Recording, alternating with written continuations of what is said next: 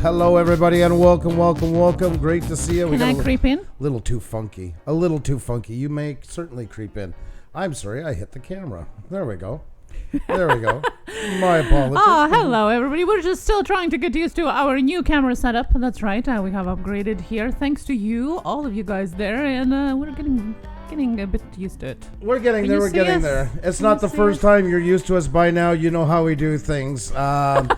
Not always right on the first try, let's just say. But it's great to have you all in here. So many fantastic channels, guys. It is our favorite night of the week. It is Tek Talk Tuesday. Getting to hang out with all you amazing creators, getting to talk shop. That's right, all the wrenches. It is like a union hall meeting, guys. Everything and anything YouTube is on the table tonight. We got some new stuff for you guys that's just come out in the world of YouTube. Plus, going to be taking you guys' questions. And remember, we don't have all the answers. Together, though, we come up with a lot of stuff, and that's what makes it really cool. So great to see you all, guys. Don't forget to hit the like button, tweet it out, tell friends. If you're new here, please hit the subscribe, as it really does help out immensely. I must say, Andrew, I love this look to the screen. Whatever lot you're using, save it, keep it, engrave it, do whatever you have. Save it, please do. There you go. There you go. Folks. Just FYI. Oh, and you have a little bit of lipstick there going on. Well, I don't know what we were doing before this live stream. Okay. And that was our piece of performance Tek Talk. Those all true. I don't know. No performance there. Hello, everybody. It gets real. Hello. It's going to be interesting. That's right. All your questions here. A little bit of quick news on YouTube and some updates on how you can operate your YouTube channel. Sounds very serious, but that's true because it is very serious. Being YouTuber is very serious.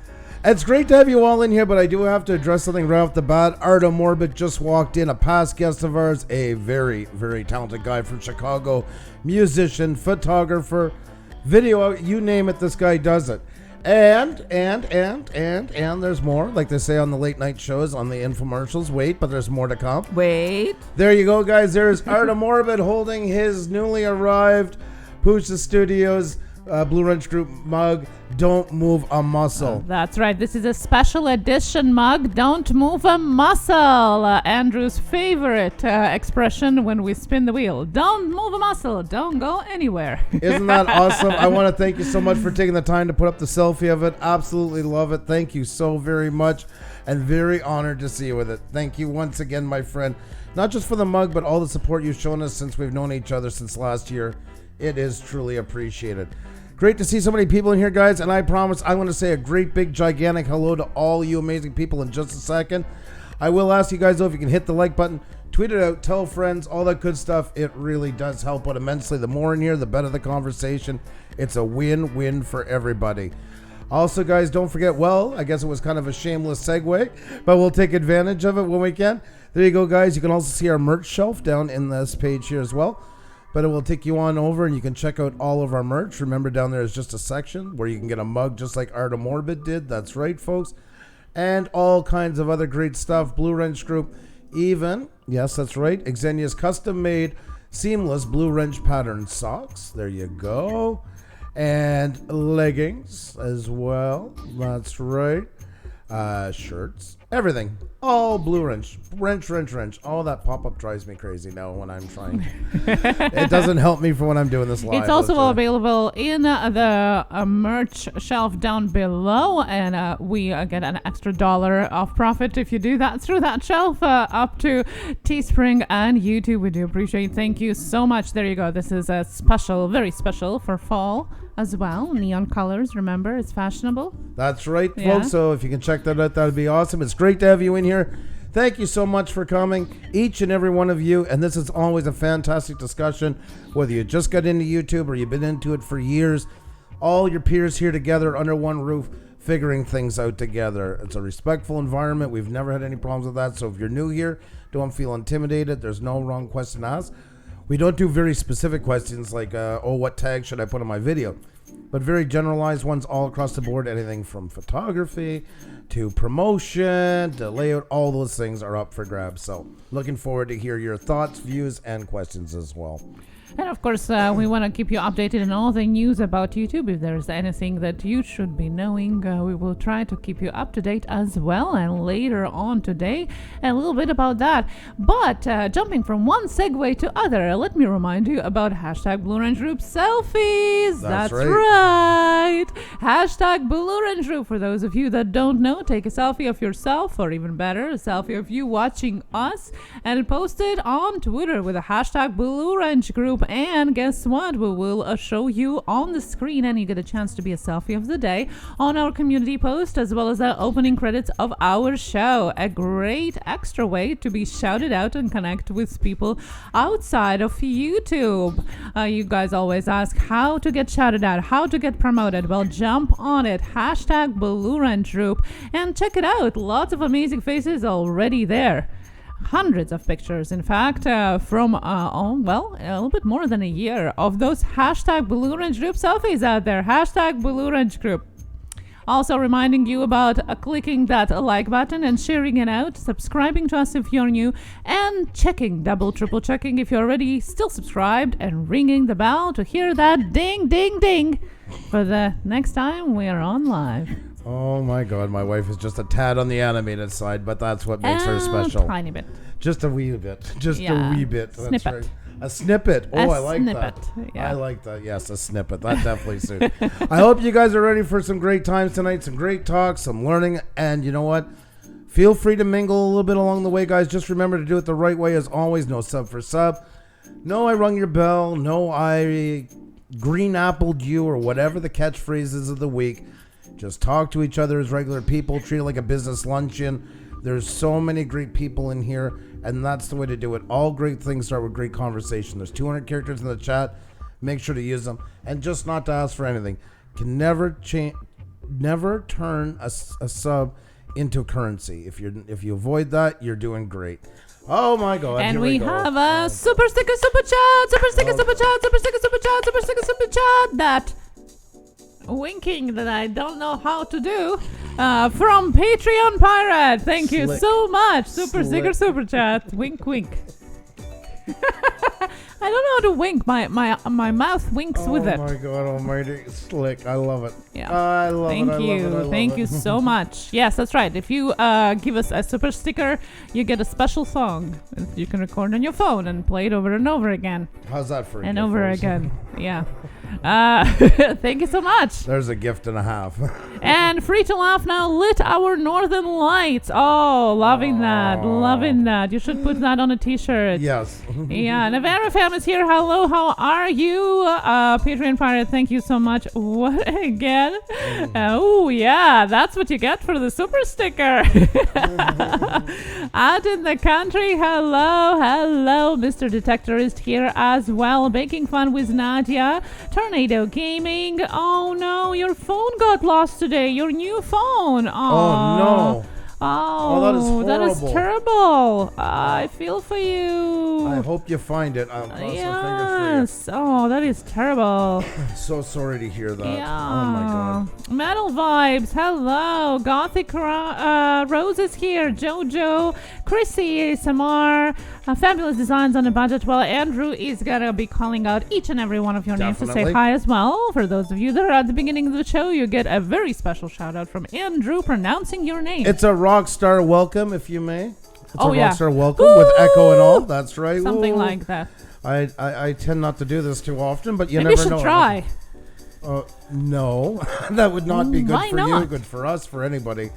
Alrighty, go. Oh, God, here he goes. For There he example, goes. like this. Super sticker, super chat, super sticker, super chat, you! Super sticker, super chat, super chat, hey, you! The Cobra Roll, thank you so much for the super sticker, super chat!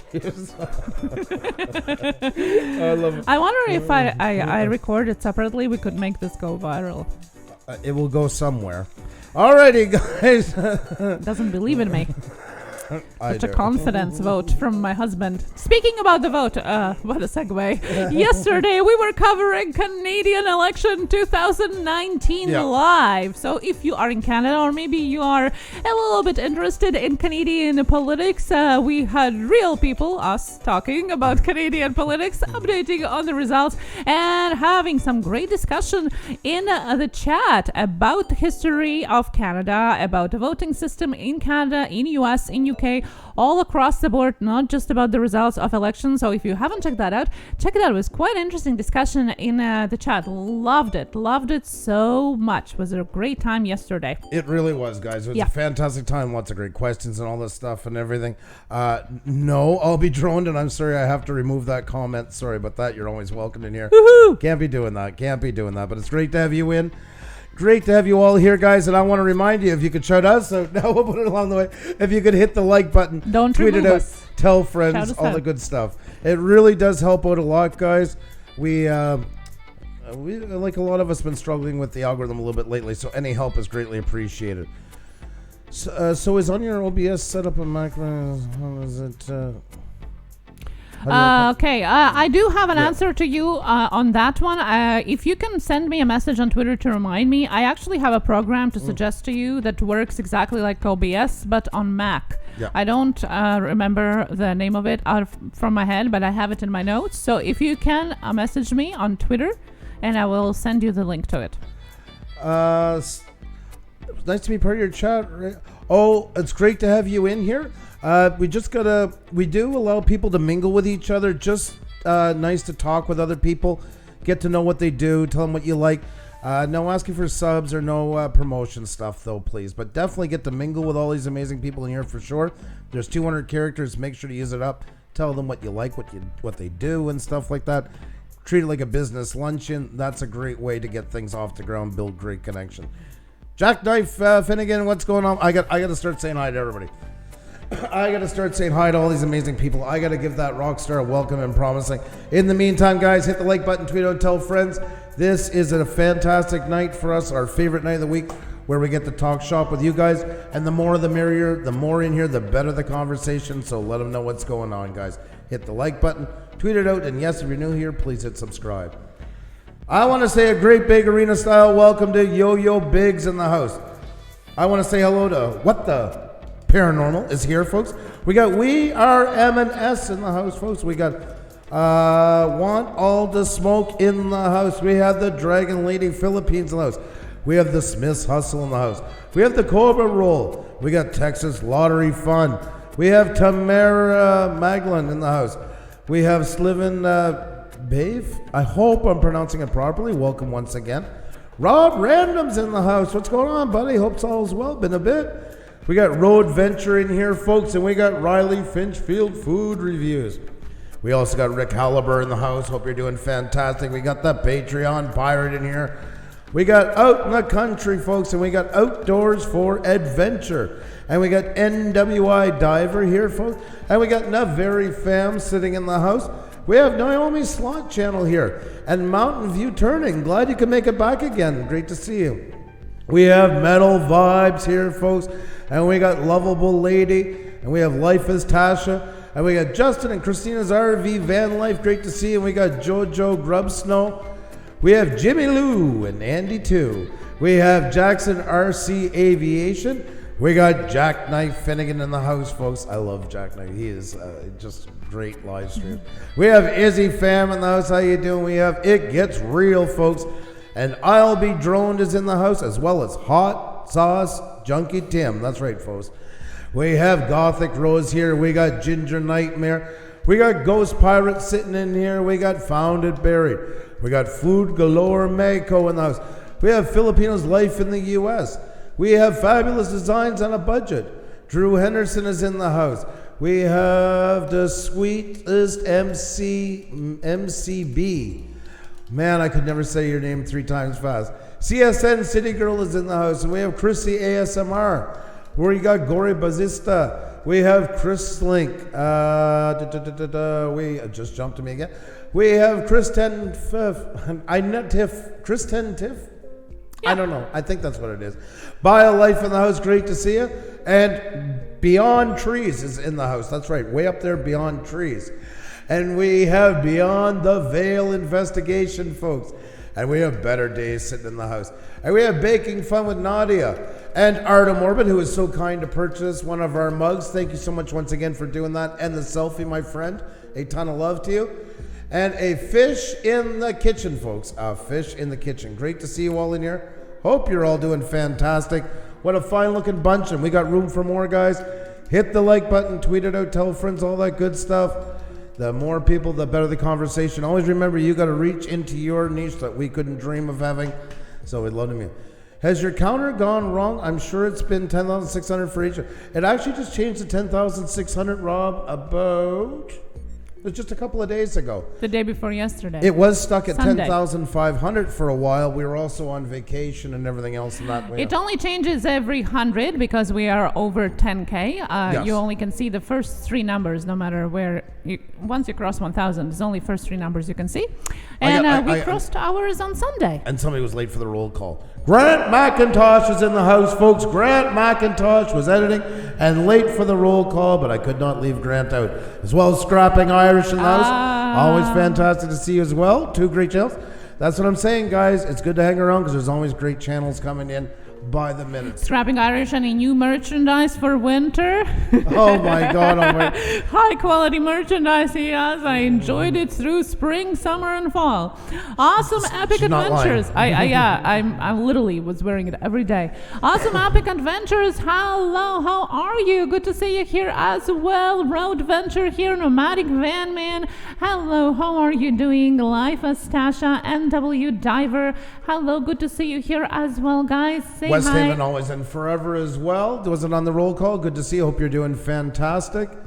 Rob Random, the easiest way to understand how YouTube rounds up the numbers is to know that up until 1,000 they show each and every unit when it changes, and after 1,000 it rounds up, and you can only see first 3 numbers. So no matter how big the number is, you're going to be able only to see the first 3. The rest is going to be rounded up.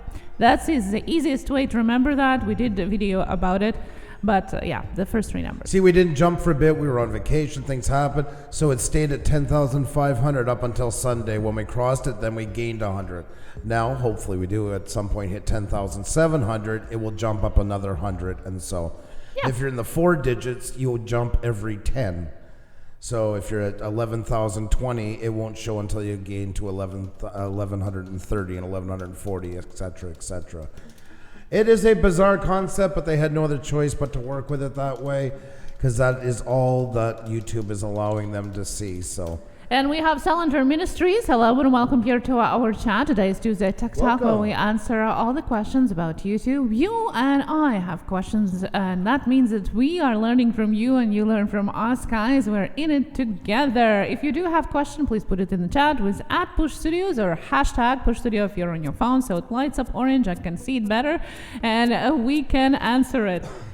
Thank you so much. Justin and Christina's RV Van Life, thank you so much for the call to action. Hit that like button, share it out, and Better Days posting the link to our social media as well. Thank you so much for all the help. Thank you. So many great channels here, guys. We're going to jump into a minute. We do have a little bit of YouTube news to kick it off, but not for very long, and then we're going to get right into your questions, so have no fear. I'm just getting the last thing set up, but this is a great time. In the meantime, while we're doing that, folks, to hit the like button, tweet it out, tell friends, all that good stuff. And if you've done that already, I don't want to throw too much in your plate. We don't want to make this all sound like homework and pages and pages of stuff to do. But if you've done that already, how about putting up a selfie of you watching us? You can't do that, a selfie of you. Upload to Twitter. Just make sure to use the hashtag Blue Wrench Group so us and everybody can find you. We'll show them off a little later on in the show, and plus we'll pick a couple and put them on a community post after the show is done, so you can get some extra push for your channel, because all your links will be there. And we'll also include them in the intro of our next live stream as well. Just some extra push for you. Get your name out there a little bit more. There you go, guys. There it is. And if you forget the hashtag, don't be shy. Just ask us, and we'll put it right in there. That's right. We're going to start with a little bit of quick news for YouTube, as well as a few tips that maybe you haven't noticed have been updated on YouTube. I guess our kids are still doing the dishes. And then we'll dive right into your questions, but you can start already putting them in the chat, so I can copy it over and we'll put them in the queue for answering. Hi, Texas Rose. Hello. Yes. Hey, welcome. And Ryan Carter 420. Hello, and welcome here as well. Hello.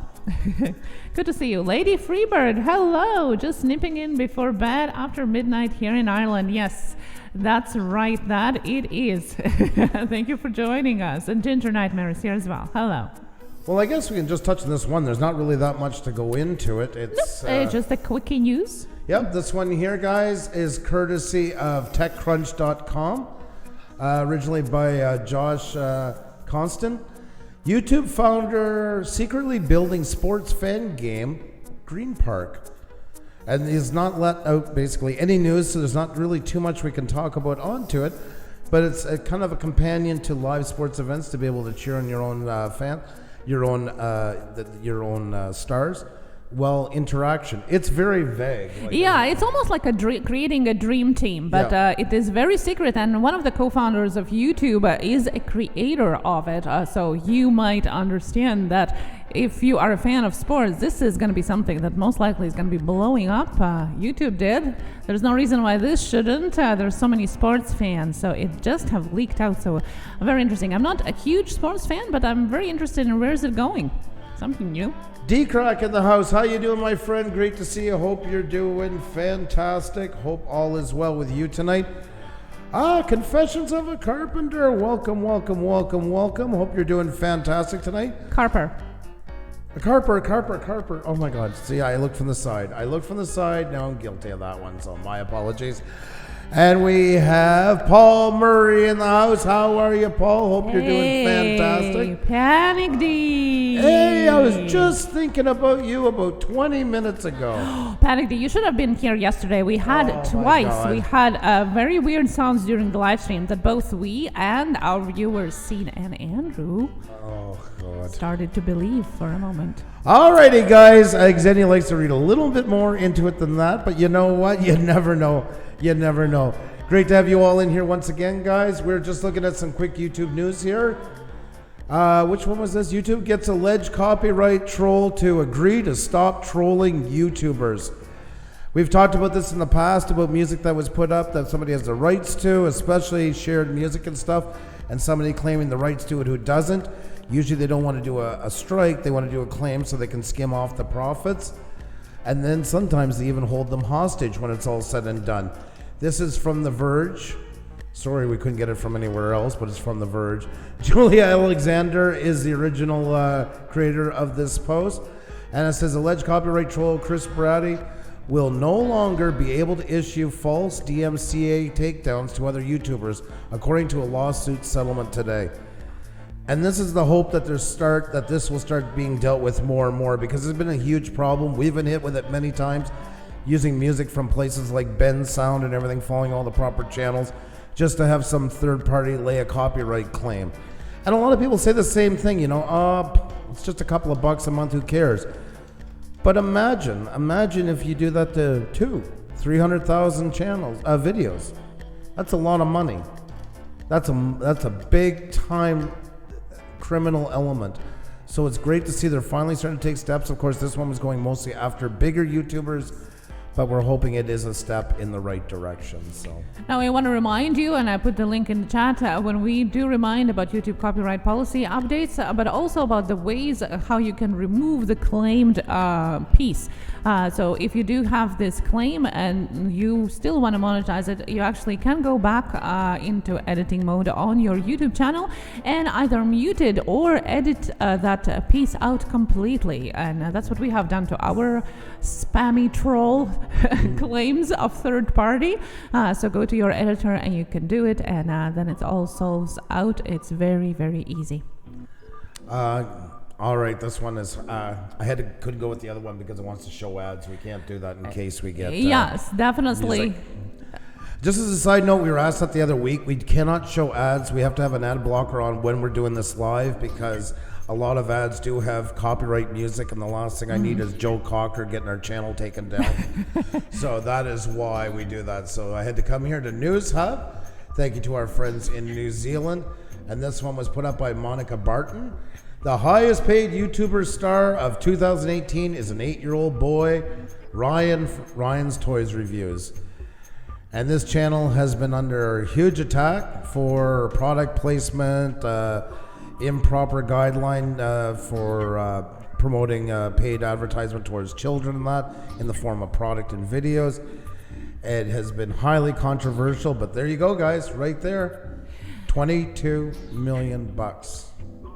Yes, that's right. He was not only the most popular in 2018, but also earned $22 million in this past year. Yep. And most likely it will be under attack with the new guidelines coming up in January.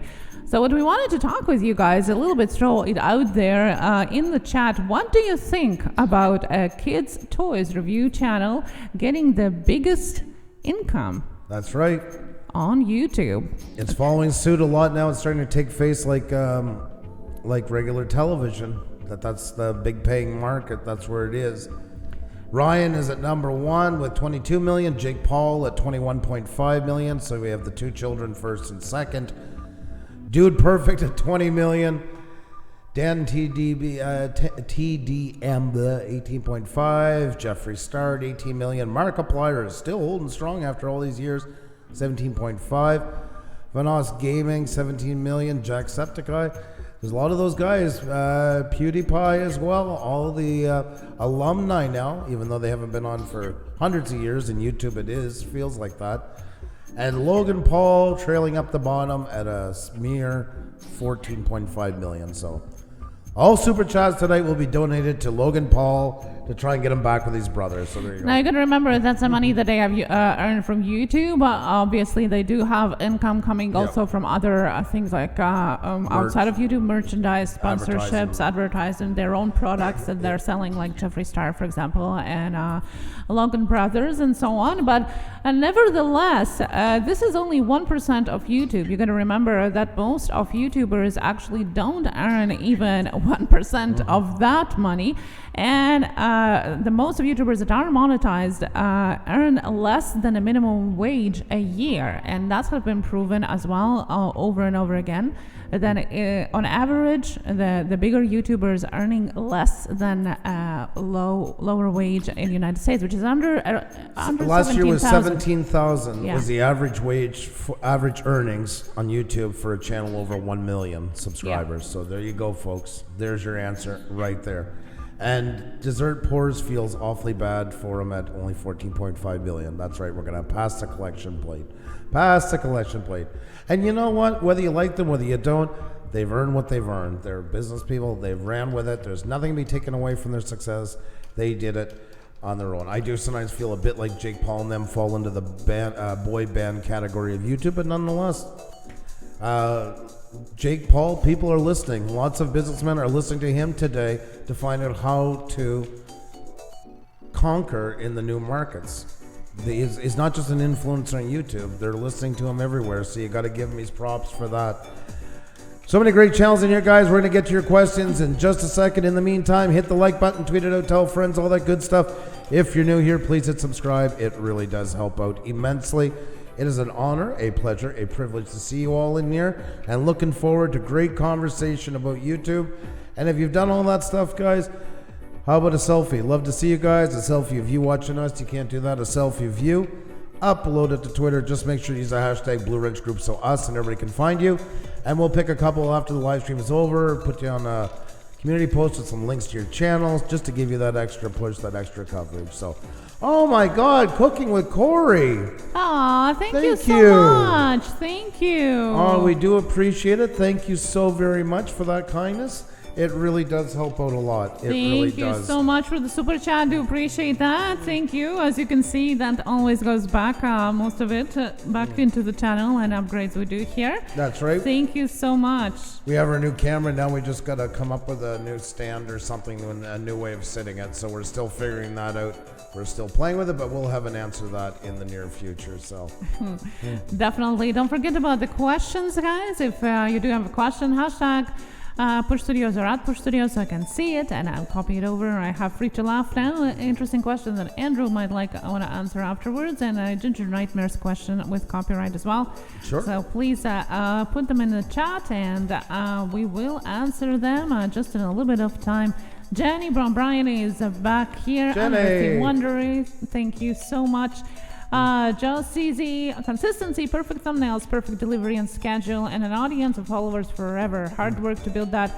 Shoulda, woulda, coulda won't get you anywhere. And I agree. And Joe CZ was saying one thing as well, going back to the previous article, that a lot of these YouTubers that are mentioned there have been working for 10 years and more. Yep. PewDiePie, Markiplier, and so on. They have worked for a decade here, so it's no surprise that they have gone there with hard work. Them. If you ever watch television about when they show inside of the NBC rooms and stuff like that, they always have their best shows up on the wall and some of their most classic ones. Always paying tribute to them, realizing that's who buttered their bread to get them there. And YouTube does none of that. I actually feel really bad for a lot of the bigger channels. I feel they're extremely ripped off and not appreciated for what they do, because they were trailblazers that helped make what we have here today. And I don't think they get the recognition. So the money, yes, is not even a drop in the bucket for the simple acknowledgement that they should get for what they've done here. Well, what is very interesting, surprising, that Streamy Awards are going to be here just in a little bit of time, and PewDiePie wasn't nominated for anything this year. This year he has been amazing. He had hit his 1 million subscribers. Take care, Mr. Detectress. And yet they didn't acknowledge it whatsoever. He's not, he's not nominated for anything, which is so weird. Just wanted to wish him, because he's on his way back to work. He had to leave. So take care of yourself. Be well. Be safe at work. Sherry, awesome. Sunset Travel is fantastic to see as well.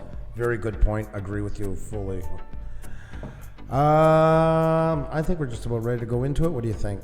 Sure. All right. So guys, post your questions like Dessert Pours just did there. Highlight our name. Xenia's going to bring them up and we'll get right into them. Just one more reminder, guys, to hit the like button, tweet it out, tell friends, all that good stuff. The more the merrier, guys. It really, really does help out a lot. It makes the conversation pass so much better. That many more people putting their heads together, because we don't have all the answers, but the more people in here, the better the chance we have of coming up with them. So, Void Pegs, please don't do that. Remove that. I can't remove it. I'm gonna time you out. Otherwise, remove that. Come on. Get rid of that, please.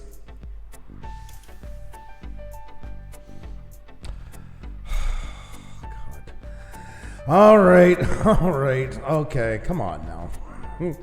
Respect your fellow creators. They're all following the rules as well. All right. You want to get to it? Sure. And I am just copying over the questions that are coming in just now as when you're well. ready. And the question that you might want to answer in a serious way, although the question might be a little bit comedic from the first impression.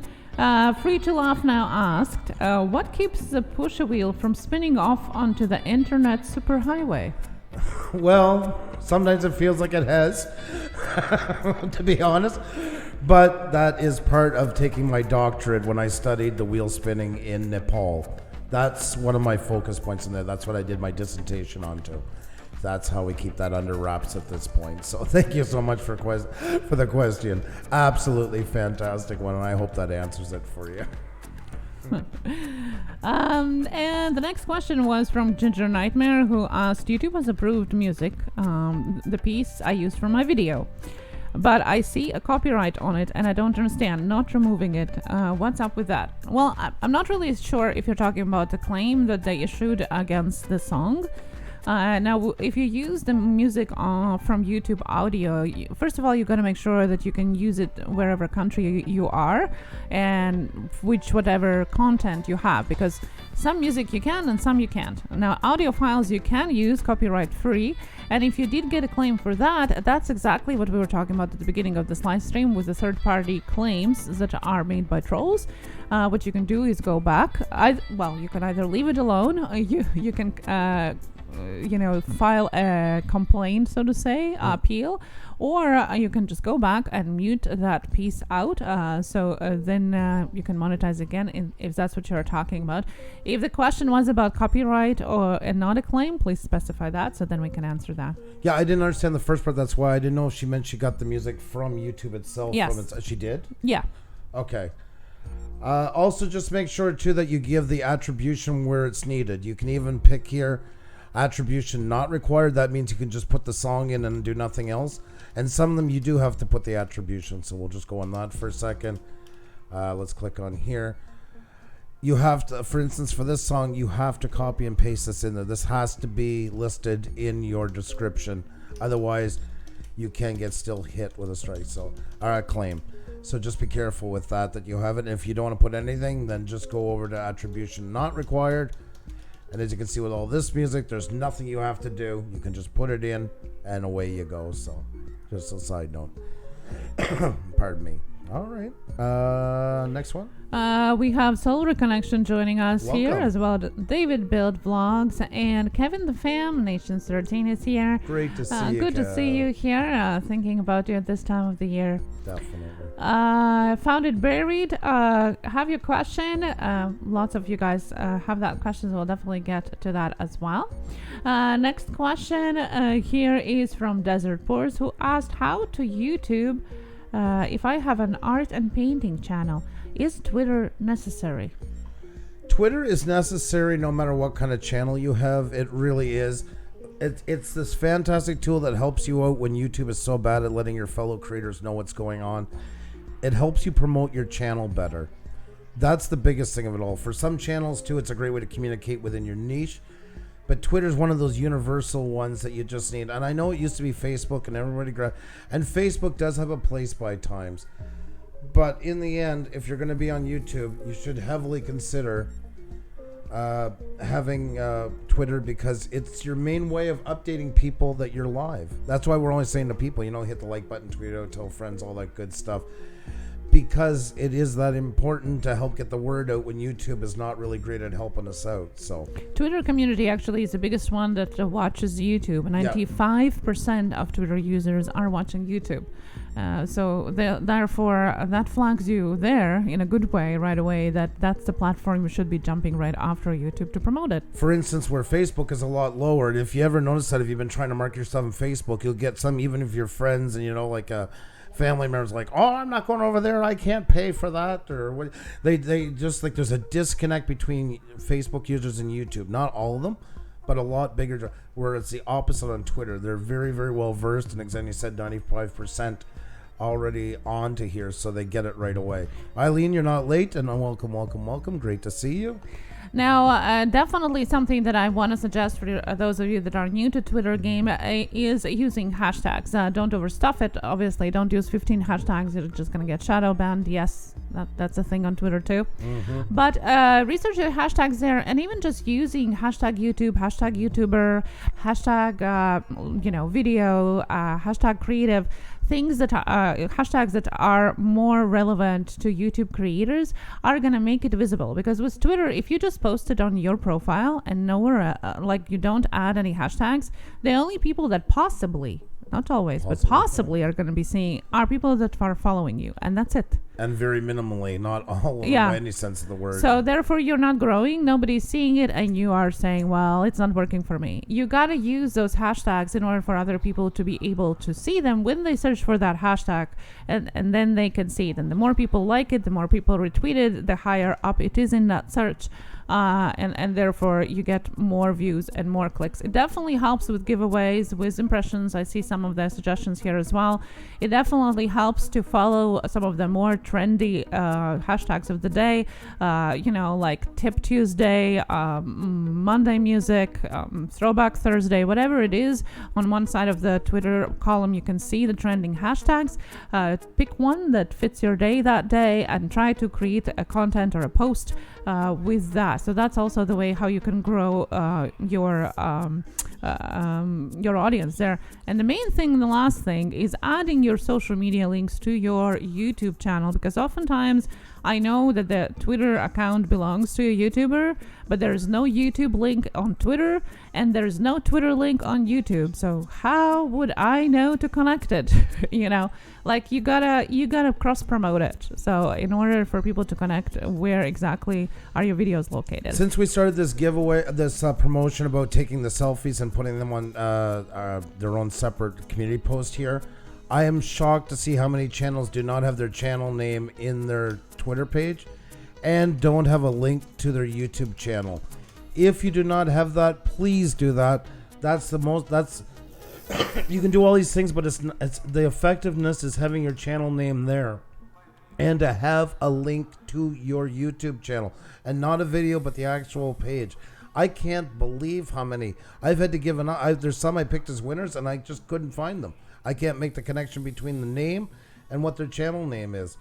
So make sure you do that, because if I can't do that, lots of people are not even going to struggle as much as I did to try and make the connection. They're just going to move on.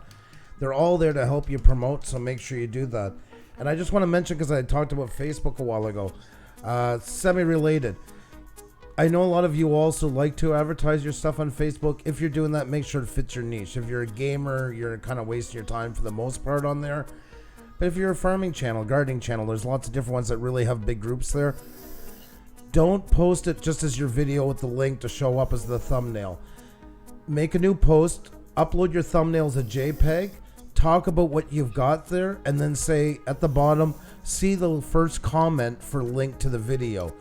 YouTube does not want to push anything. Facebook does not want to push anything YouTube related. It's everything goes in hierarchy. If you change your profile picture that day and your cover photo, the profile picture is going to take way higher priority. So say you get 95 views on your new profile picture. You might get 5 or 10 on your cover because it doesn't get the same push. The pushing a YouTube video in a post is way less than that. Way less than that. It's right at the bottom. You might be lucky if you see 3. It's Tokyo Drew. Sneaking in there, food sessions. How are you? There you go. We'll cover your other channel. Good to see. Oh, you gave it to him already. Perfect. Free to Laugh added that using hashtags that are trending if appropriate and tagging a related account helps as well. And Panic D added, we try to tweet our location videos to the locations too. Sometimes they retweet them for us. Yes, that's right. It takes us everything. It takes a little bit of research, but it pays off. All those things, you cover your bases. They're not going to hurt you any, so why not do it? The thing is either nobody's going to do anything with them, or it does pay off and they do run with it. But at least you try. It's better than not trying at all. There's no harm into it whatsoever.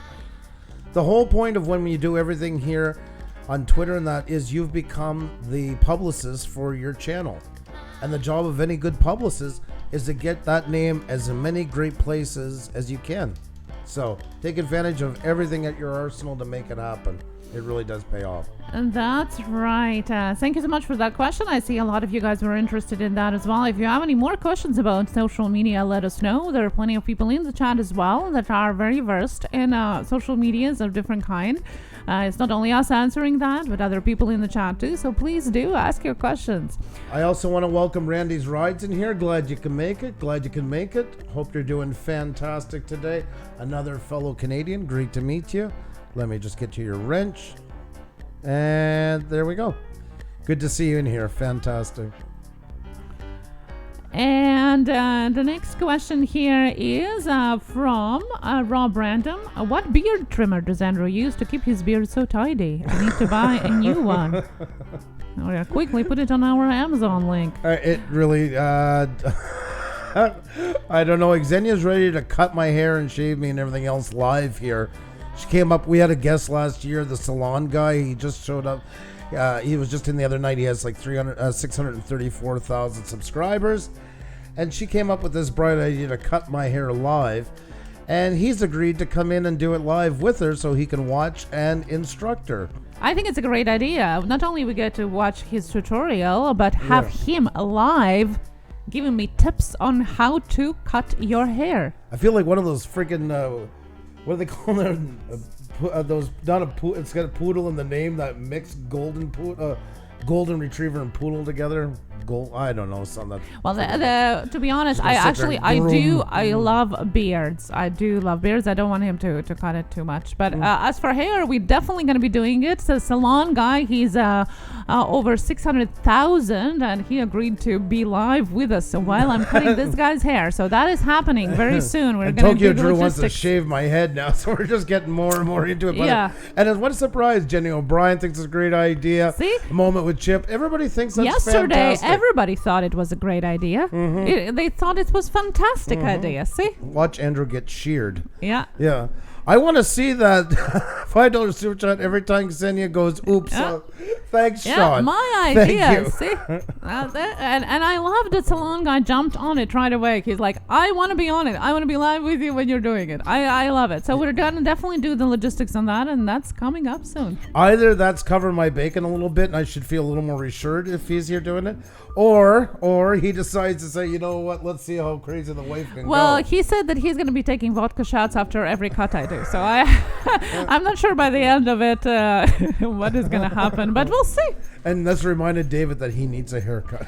What's the worst that can happen? At the end, I'll just shave it all off, if it's really awful. And Jenny's the opposite from you. She likes a clean-shaven guy. Oh, yeah? No, Yeah. I like the beard. It all looks more of the guy that goes into the forest and cuts the trees.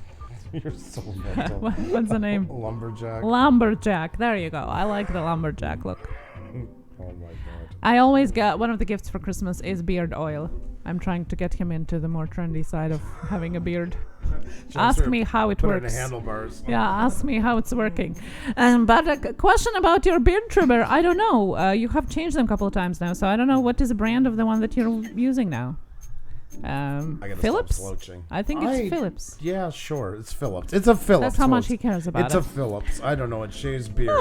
Well, we're going to start putting our... Play where they says beard over here, pointing at himself. Yeah, there you go. We're going to start putting our beauty product lists on our Amazon too. Maybe it's a good idea. Sir Lanzathot, aloha to you as well. Hope you're doing fantastic. So there you go, guys. All kinds of great plans for me. No way can I come out of this not a winner. Of course, your wife always loves you and taking care of you. I'm trying to get the oil out of my beard. I'm gross. You. Boom! Farmall Fanatic, how are you? Great to see you. Farmall got in a real mess on his farm. Showed us well posted. And he's going to have a video coming up very soon you're definitely going to want to check out. Oh, no. What happened? You'll have to watch the video to see. When? You'll have to watch the Farmall, video. when? Yep. Bio. I always want to say bio because it's bio. In Latvian, it's bio. BioLive. Got your question here as well. If you guys do have questions, please put them in the chat. Haunted by Haunted says, my father has a beard to his waist. Go figure, I can't grow a full one, so I gave up. There you go. Interesting. Maybe he never cuts it, It just, in 40, 50, 60 years, it just grows out. Yep. I don't know. Just guessing. Actually, my father I don't remember him having a beard ever. So maybe, I don't know. Well, just interesting. Eastern Europe was not really the beard capital or anything like that. A lot of baby faces. No. Well, Soviet times, lots of people had beards. Mustaches. That they could twirl around and say stuff like, nyet. No. Nyet. I don't know where do you have that association from. By the way, if you don't know, I'm from Nyet. Northeastern All they Europe. did all day from 8 to 5. Half that was their Russian, job. so that's why he can do these jokes here. Feels that he can do them. I think I do them quite well. Yeah, sometimes you do. And Founded Berry says, weird thing, I feel like going to shave. Yes. In Russia, you don't have beard have you. Ah! In Russia, you don't shave beard, it shaves you. No, you see, you got that all wrong. No. Take another run of it. No. Floor's yours. That's your North American understanding of my jokes. Oh, my God. Super sticker, super shave. Yes, that's how we're going to call it.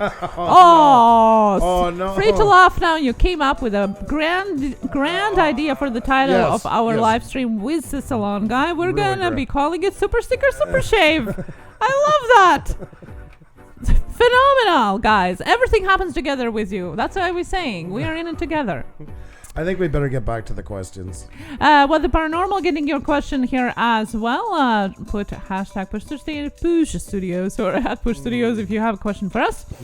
And Sorry, I did say that, but guys, don't forget to hit the like button, tweet it out, tell friends. The more the merrier. The more people in here, the better the conversation, folks. Oh dear God, hit the deck, folks. And when we are gonna have a super sticker, super shave, I'm gonna do like this: super sticker, super chat, super sticker, super chat, super sticker, super chat. Patreon pirate, thank you so much for the super sticker, super chat. And now imagine me doing with scissors around Andrew's head. And you wonder why I'm terrified. You wonder why I'm terrified. It's gonna be so exciting. Oh, I tell you, can barely contain myself. Yeah. Can barely contain myself. I can't wait. Wildly's Paranormal Place. Hello, good to see you here as well. Hello, everybody just Eric coming Garcia, RV Vacation for Life, CW Gaming in the house, Corbin Connection Comedy, Sir Lanzathot, Jenny O'Brien. We have Randy's Rides in the house, Ginger Nightmare, Farmall Fanatic, Alex the Blue Man Reviewer and Gamer, Jeff's Custom RCs. We have Ghost of Hawaii, David Bill's Vlogs, Grant McIntosh, folks. Graceful Spirit and Ray, Life is Tasha, Free to Laugh Now, Alex the Blue Man Reviewer and Gamer. We have Dis Our Dream, Dominic Williams, Stephanie Ferrante is in the house, folks. Founded Buried. RL Beauty is in here. Widely Paranormal Place. Anybody else? Gothic Rose is in the house. Art Code Drone Solutions is here. Just Pamela Walk to the Door. Welcome. NWI Diver is in the house. Casey Let's Eat. Jackson RC Aviation. Eating with Bo is in the house. There you go. Kevin the Fam is in the house. We have Food Galore Mako and many other great channels in here. It's an honor, a pleasure, a privilege to have you all in here. Eddie and Jen, how you doing? Hope you're having a fantastic night. Melanie the moderator. Great to have you guys all in here. We're taking questions tonight, guys. Talking it out. This is our favorite night of the week because we get to hang out with you guys and figure things out together. Once again, guys, hit the like button, tweet out, tell friends. The more the merrier. Shalino Sanchez, how are you? Great to see you. Hope you're doing fantastic. So many great channels, folks. All right, Xenia, let's get back at it. Next question coming from CSN City Girl, who asked, how do you add the blue hashtag right above your title, and does it help? The blue hashtag above your channel, you just go to your video. Let's see here. I'll just go to a past one. Just give me a second. I'll bring it up. How about here? I think we have some here. We always have some. You know it's going to go. The one time I grab one is the one time it's not going to be there. It is there. There we go. All right. I'm just making sure. So there you go. See, it's down at the bottom here. You can have a maximum of 3 showing and use a maximum of 15 altogether in your description. I am going to give you a huge disclaimer with that, though. So there you go. So hashtag live with Pusa, okay? There you go. And when we go back, let's just go back to it here. See it once again. It was down at the bottom of the description. Why is it not showing up now? Why is it not? It is. Oh yeah, right at the top. Oh my God, sorry. I was scrolling too far from the side and had my OBS across it. There it is right there at the top. So it automatically puts the first 3 of them that you put in your channel at the top. Here is the big issue, and I want everybody to hear this. The big issue with putting hashtags is all of you here have eaten at restaurants at one point or another. And when you go in, when was the last time you sat down, I don't know, Applebee, wherever you are, you pick up the menu and you're like, why is there so many menus? And there's a menu for all the different restaurants in town. That's what you're doing when you put hashtags. You're basically giving a gateway to go on for people to go and watch a bunch of other content that most likely won't be yours. We use ours, they're around us, and only during the time that we've ever had a promotion at 5 and 9,000 that we said, a giveaway that we did hashtag Blue Wrench Group to be qualified, because that was a video made to promote us in exchange for them getting promotion on our homepage. Please don't put other people's hashtags on your channel, because you're basically saying, here's a door, go look at other people's stuff, because the originators of that hashtag are most likely to get most of the views from it.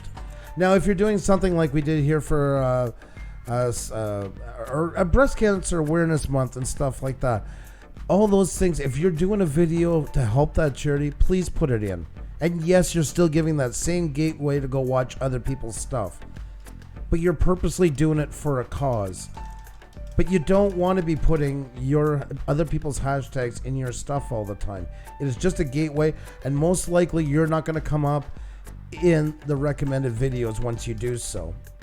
Other people will, and most likely the creator of the hashtag will get the most because they have the most content with that on it. And it's hard enough this day and age to promote yourself on YouTube. Don't throw away the couple of chances you have to do something for yourself. And you really have to look at it that way. Let's see here. Let's go back to the homepage for a second. I think this gets lost on people sometimes. Like, all of this here is shameless promotion. And it should be. And you should be doing the same for yourself, because this is the only place on YouTube where you can make it all about you. This is where people come to learn about you, not to go learn about a bunch of other channels. That's why I say it's even nice when you put friends out and who you're subscribed to and all stuff.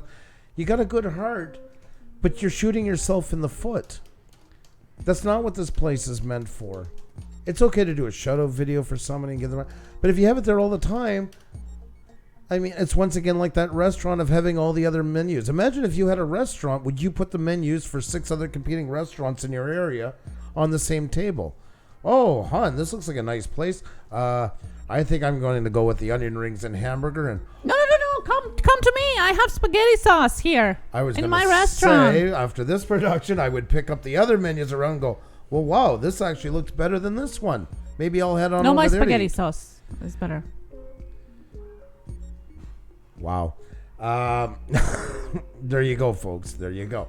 So either way, you want to look at it through the spaghetti sauce or the menus. Nonetheless, the message is the same. This is your place to promote you. That is your spot, and there's not many of them on here. So please take advantage of them. Keep it your own. And hashtags are a really great way of sending people away from what you do. And that's not what we're here for. You're here when you have such a hard time getting them to your channel. Why take any chances to lose them at that point? That is such a hard job to get them there. No, man, I'm broken, my friend. How are you? Great to see you. Hope you're doing fantastic tonight. JB's Barbecue and Guns. How you doing? Hope you're having a fantastic one. Chrissy ASMR is in the house. Leonard Shea. There's my buddy, my fellow Canadian. Cardosa Media, another Canadian in the house. Great to see you all. Hope you're doing fantastic, guys. Don't forget, Faye M is in here as well. Hope you're having a fantastic one. Better Days has been helping us out so much. Can't thank you enough for everything you do for us. So many great channels, guys. Don't forget to hit the like button. Tweet it out and tell friends. The more people, the better the conversation, guys. All right, hon. You want to head over? And BioLife loves himself. That's the way to do it. That is the way to do it. Love yourself, my friend. That's right. Be original.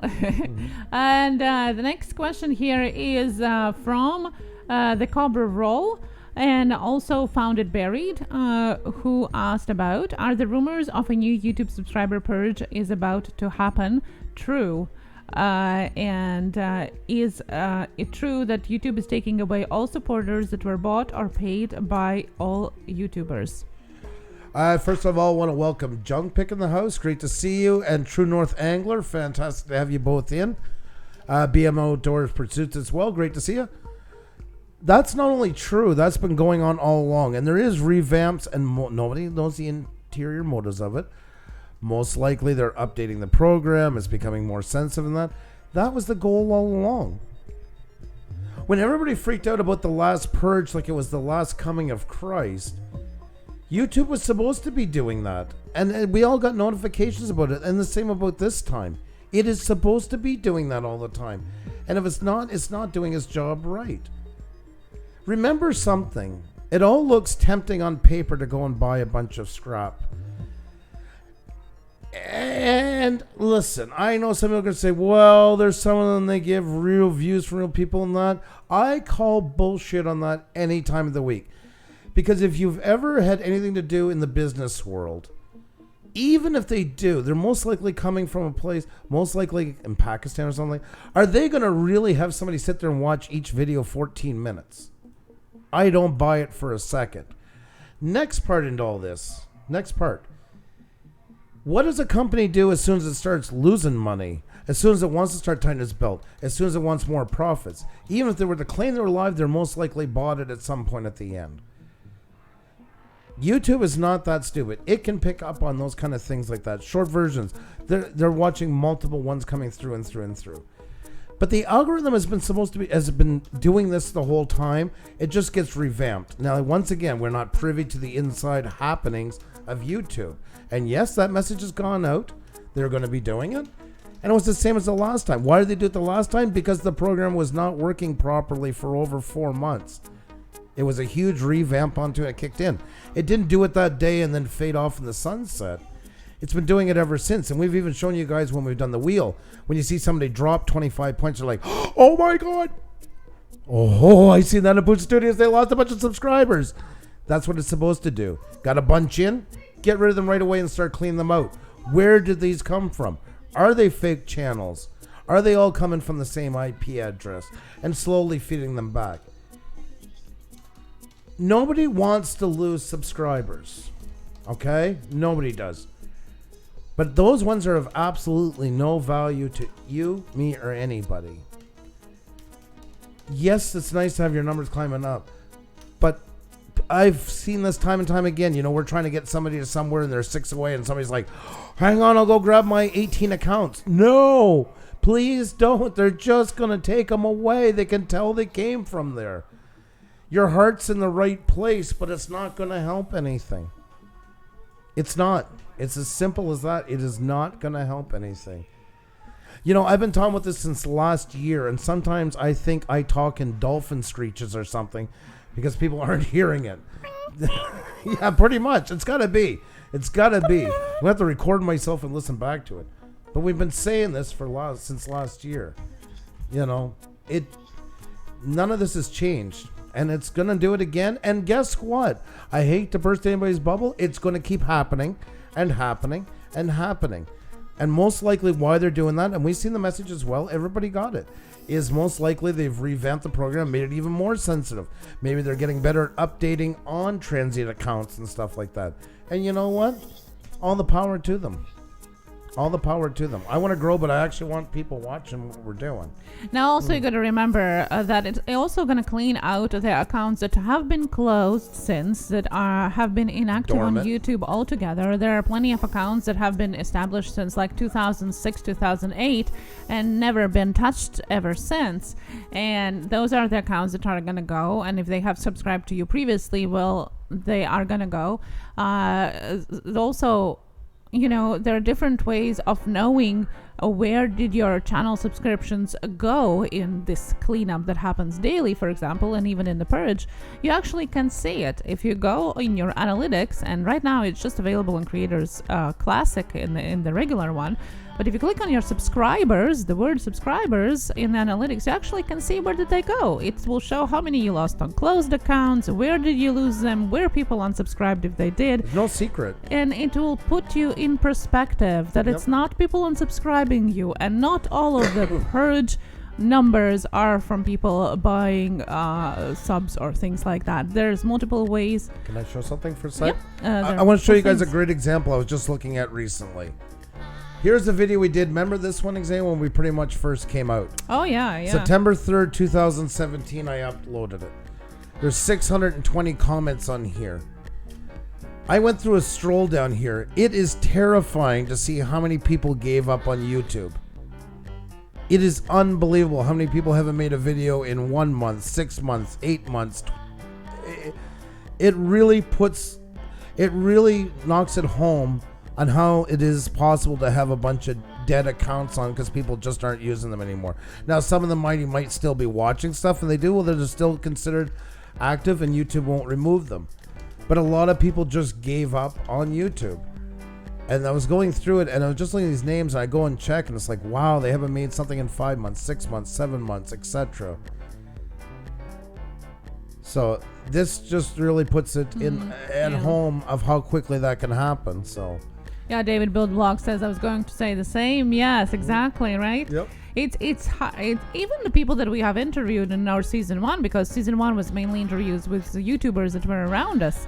Even from those, there are a couple that are nowhere to be found, which is crazy. It's sad. It's sad, and I see their points sometimes in that. I can get where this place gets to you and drives you away from it. I sometimes find it amazing we stayed here, to be perfectly honest. We do understand it completely, so. Yeah, so don't get alarmed. It's probably just a bigger chunk of it. As Andrew said, they're updating their program. Maybe they're getting rid of a bigger amount of channels that they have detected that are not active anymore. But it's nothing to be alarmed of. And as Cardoso Media said, it's actually a good thing because it cleans up and leaves you with active viewers that actually do watch your content, and therefore you rate better in the algorithm searches and everywhere else. So in the end, it benefits all of us. Back in business, I remember during 2008, during the recession, I worked for a large music company, and how many music stores across Canada were absolutely terrified about what was going to happen. And the sad part is there's no cushion to it. Some businesses really went under. But there's a way of looking at it, and I look at purges and everything else the same way. The same as when there was the apocalypse, all these things. Forest fires are a part of life. And anybody knows about forest fires, they do a lot of damage, but they also do a lot of good. It gets rid of overburden and helps spread new seeds. A lot of trees there, especially in the West, are dependent on forest fires to be able to spread seed and grow. And you got to take advantage of those moments to make them work in your favor. We got purged the last time. We lost 41 subscribers. We were what, I think close to 5,000 at the time. We fell right in the range of channels 4,000 to 6,000. Many in the same group as us lost the same, give or take 39, 43, 45, in that range. Life went on. The sky didn't fall. There was a couple of them that were doing some pretty bad things with their channel and lost, I mean, a lot. But we all make our beds and we all sleep in them. So, I mean, it's nothing to be terrified of. That's why we didn't even want to talk about much. We don't want to get into all the boogeyman stuff about it. Life will go on. Your channel will be fine. And you'll pick up the pieces, whatever they're left. It sucks for a minute to see your numbers go down. You're going to curse, bang on your desk, and then you're going to get right back on the horse. That's right. So don't let anybody panic you into this. It is not as bad as it sounds. It is not. The last time was absolutely insane. It was oh my god, my channel's gonna blow up, and oh my god, in the Push. Exactly. No more channel, gone right before your very eyes. Don't freak out about it. Spend time getting to meet new real people. There's always new ones around the way. The ones that are gone, they're gone. You can't bring them back, so you don't want them in there. So meet new great people. That's how to make it work. So. You're welcome, NW. Hope that helps. So there you go. If you have any more questions, let us know in the chat with hashtag, almost said Blue Orange Troop, hashtag Puša Studios if you're on your phone, or at Puša Studios, so it lights up in orange for us and I can see it better to ask Andrew, and he's going to answer it to you as soon as he can. Nako Silver, hello. Welcome. How are you? Good to see you. Hope you're doing fantastic. Great to see you. Great to see you. David Bill Blog says, I think the key is just not give up. I think it's something that I have struggled in the last 2 weeks with. It's not about giving up. It's about burning out. Yeah. That I think is a lot of things. And I see a lot of the bigger YouTubers talking. I just actually watched one of the beauty tutorials. I usually do that when I put up my makeup on before the live stream. I watch usually one of the beauty tutorials. And one of the bigger ones, a girl here from Vancouver, she was talking about how she's burning out, and you can see the frustration in her making the video and still talking about how she's burnt out. I think we will have to talk about it very soon. It's something that I'm thinking a lot these days, and I'm sure that's something very close to lots of you as well in the chat. I know there's a lot of never give up, always stay in it, but I'm going to say something right now, and I'm going to even shut off the music for it. This is very important, okay? It is important to stay with it and do all those things and believe in yourself. But sometimes it is good to take a break and, if need be, walk away from this place. Remember, real life always comes first. And it scares me sometimes to see the condition that some people put themselves over this one. If it gets to be too much like that, it is time to take a break from this place. It is not worth driving your sanity to the ground over. I just want to say that. I still believe in push hard, do great work, get better. Don't take those words away from me. I truly mean them. But we got to be realistic here, and sometimes that's not said. And some people really do pay bad prices on here for not knowing when to just take a break from this. It is important. Burnout. How do you spell that so I can look it up? Paul Peck Drive Tube just back from Vid Summit. Thank you so much. Thank you so very much for that, Paul. Do appreciate it. We do appreciate your support, and only can imagine the fantastic time you had there, my friend. So amazing. Yeah, and really it has nothing to do with the subscriber count, RV Vacation Life. It has to do with how you approach YouTube and what you're doing on here.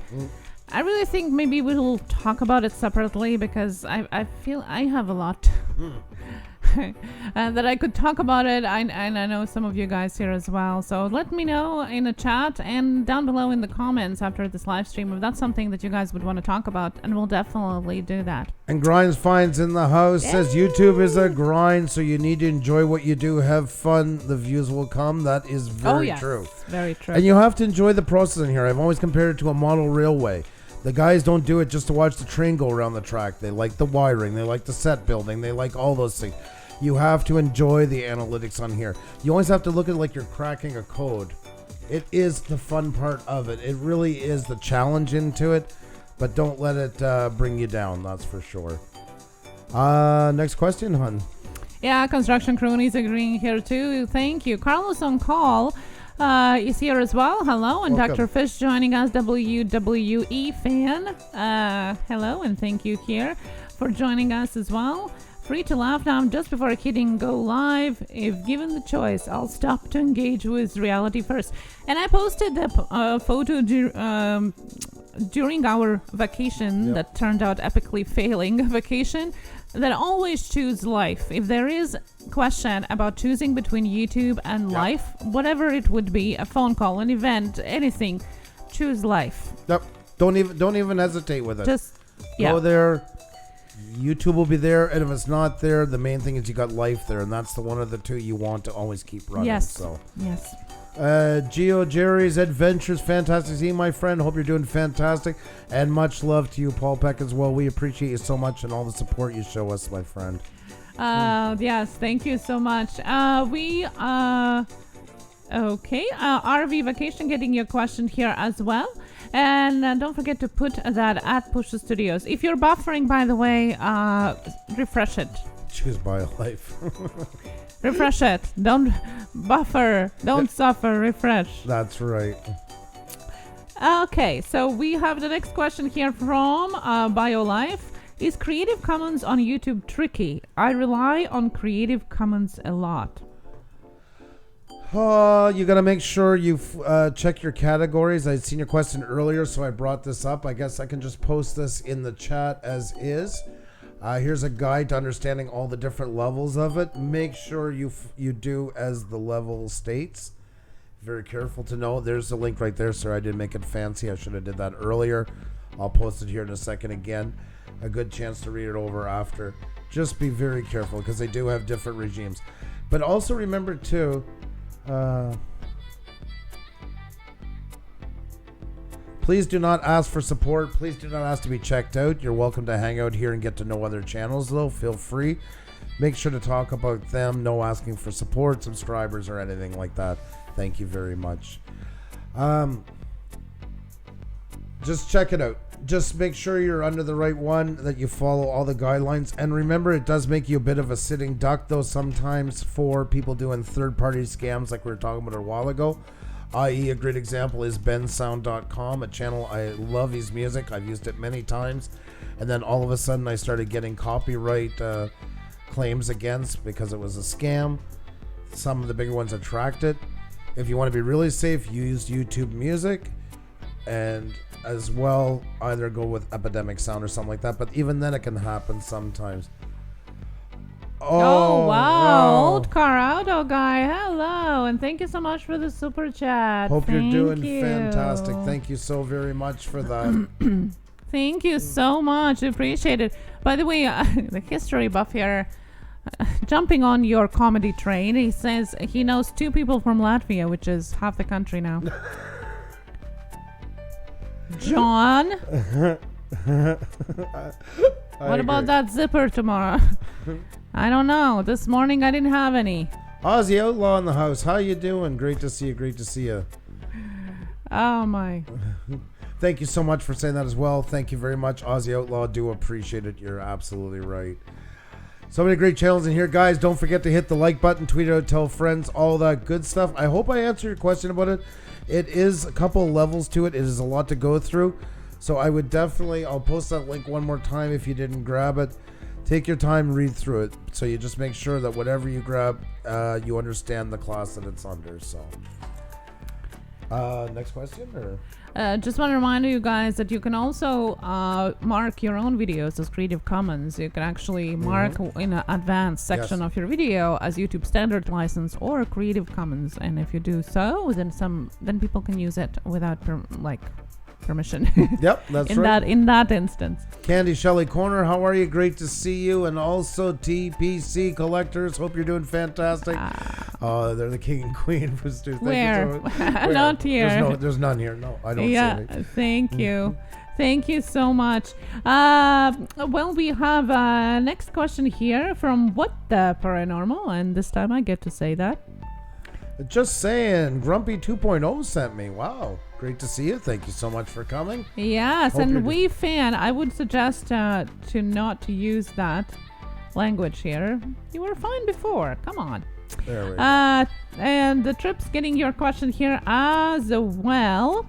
To the next question we have from What the Paranormal. Is it the same for community post here on YouTube? I have noticed if you put a picture and the link in description, I get more attention to it. But if I put the link and let video come up, I only get few views. Yep. It's also, it is. And it's also goes together with people's psychology now from that side. If you're going to put a picture of yourself or any person, anything more personable, people are going to more likely to click on it, like it, comment on it, interact with it, than if you just put a link to a video. It's just pure psychology. Even without using all of that algorithm stuff and all of that, that's just how people's minds work. So if you want to get more engagement, in general, wherever you're posting it, it's always better to put a picture that is engaging, that has people's faces in it, that's more personable, and then link in the description of the photo than just a direct link. It just always works better because that's how people's minds work. But with that said, though, I've tried both, and you're definitely right, Yeah. though. They are, it's working the same as Facebook, a lot less push for it. So. And Ethan is here. Hello, Yes. How are you? Good to see you here. Hope you're doing fantastic. John T. Cash is in the house, folks. MJ's unboxing as well. Great to see you all, guys. Don't forget to hit the like button, tweet out, tell friends. And if you're new here, hope you can subscribe. We'd love to show you more of what we got going on. Definitely don't forget about those YouTube questions. If you have one at Puša Studios or hashtag Puša Studios, thank you so much so I can see it better and not miss it. Next question here is from Corbin Connection Comedy. Most people who don't use YouTube regularly will search through Google. How can we control what people see when they search our channel on Google? In fact, can I take this one? Yeah, go ahead. Yeah. In fact, YouTube is the second biggest search engine. So lots of people do use YouTube as a search engine. They actually do use it, not just YouTubers, but actual viewers. But regards to Google, thank you so much. Thank you so much. No problem at all. We got this one for you covered. Thank you so much, John. Do appreciate it. He spent that 1 cent for the zipper today, so. God, what a He suggested today I said, have a good day or make your day better today. I'm like, how? And one of his suggestions was to look at the zipper, not at his zipper, to look at the zipper. I'm like, I don't have a zipper. Now the day is gone. Like it sucks right away because I don't have a zipper. There you go, folks. Yeah. So have you looked at your zipper today? Lucas Warren, welcome. Great to see you in here. Don't mind the banter. We are on an actual subject tonight, so I promise you. Well, many subjects. We're taking you guys as questions. So, next one. Or you gone? So if I may add to the question about Google. Okay. Go ahead. We do have around 10% of our traffic actually comes from Google, yes. Which means that you are actually optimizing your videos and your descriptions, all the tags that we're talking about, everything, not only for YouTube search, but for Google search. And the way to do it, the way we do it, and the way I have learned the best to do it is, first of all, you go through the Google Trends section if you want to know what people are searching for, and not necessarily make a video about the trends, but you can look what people are searching for in certain areas. So you got to know your audience. You can search by the state, by the country, by their age group, and so on to see what exactly they're looking for and kind of tailor your content a little bit towards that. Another great tool is Keywords Everywhere, which actually suggests you different keywords that people are using on Google to search for the subject or the theme that you're looking for. So what you do is you take, let's say, the theme of your video or the title of it, you type it in Google search, and then when you have this Keyword Everywhere tool, on one of the sides it's going to pop you suggested and related search keywords, and then you use those in your tags and the description. So you got to combine both the Google optimization and YouTube. And 10% was last month's. Usually it's like 10 to 15 depending on the subject that we're talking about. But that's huge. That's our number 2, 3 top traffic that is coming in is from Google. So definitely consider doing that. Essian's Family Garden. I just wanted to make sure I know your channel, but I make sure I pronounce it properly. Great to see you. Hope you're doing fantastic. Thank you so much for dropping by. It's great to see you. I did fantastic on that one. There you go, guys. So I'm just thinking there's nothing really else to add to it. So pretty thorough. That's good. Because it's mostly about keywords, and therefore. Yeah. And as well for images as well, videos. Also make sure to tag them well and everything else too, so they can come up and search for videos too. And also that reminds me not only about the tags, but also the meta of the videos and the images themselves. Like Google likes everything organized. I don't know if you guys know, but for example, for videos and for images, you can actually put in their properties, the titles, the descriptions, the tags in the actual file, and you should be doing it because Google loves it. Yeah. It would come up more in videos and in image searches when you actually optimize the files themselves before you upload them, thumbnails and video files. That's right. Exactly. Elsa Fam, Tally Ho from Florida. How are you? Great to see you. And I want to welcome Miss Newton's BFBN Reviews. Welcome, welcome, welcome. Hope you're doing fantastic.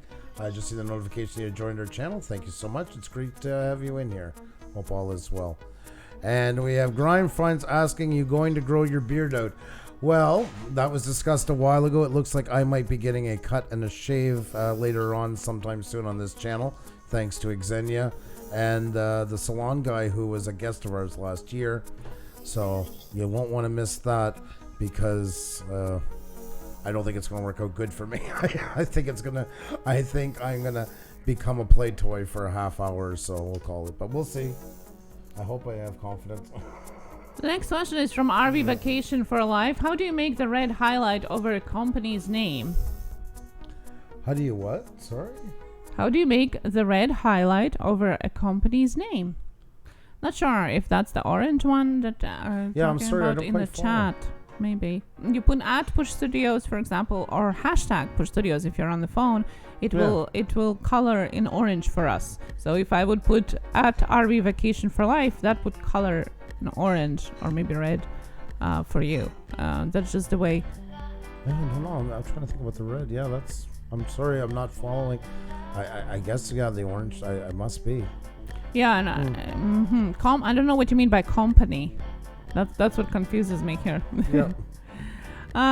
Corbin Connection Comedy says, I have videos featured on Google that are old and would love to be able to change that first impression. Thank you. I know you gotta move on. On Google that are old. Well, I would update the content. If you can make a content with the same theme, let's say, with the newer content to it, that's the way you can definitely do that. Some people do that by times. You know, they had a great thought a long time ago. They were still learning, not quite used to it yet. Now they've learned a lot more. They become more versed in editing, more versed in shooting, and they literally just redo it. They take the same project, remove the old one, and come up with it, or make a new part 2 and continue on from there as well.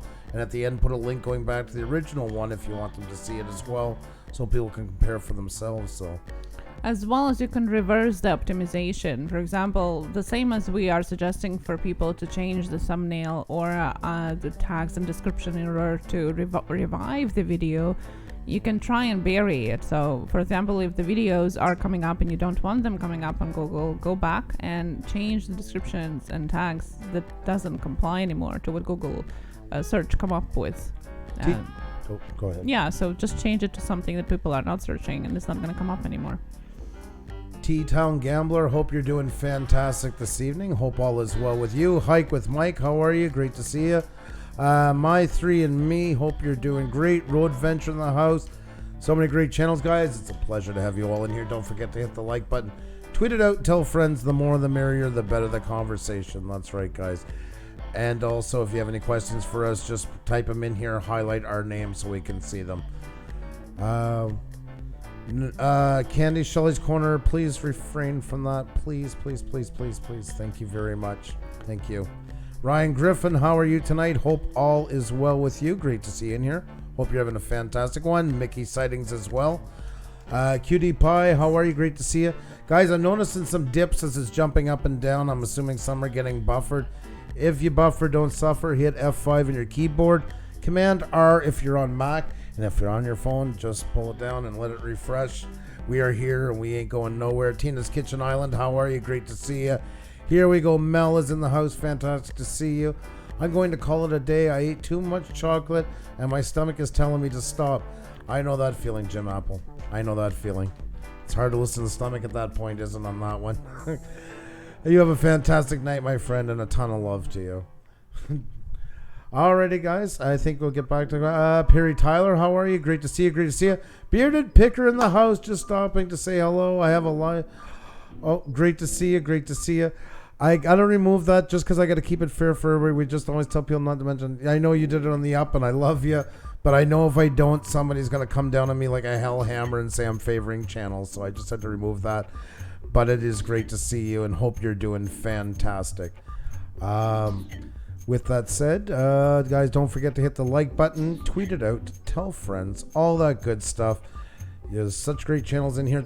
Oh my God, Tyler Woods Bushcraft, how are you? That spot is always there waiting for you, my friend. Hope you're doing fantastic. Great to see you. Great to see you. Hope you're doing well.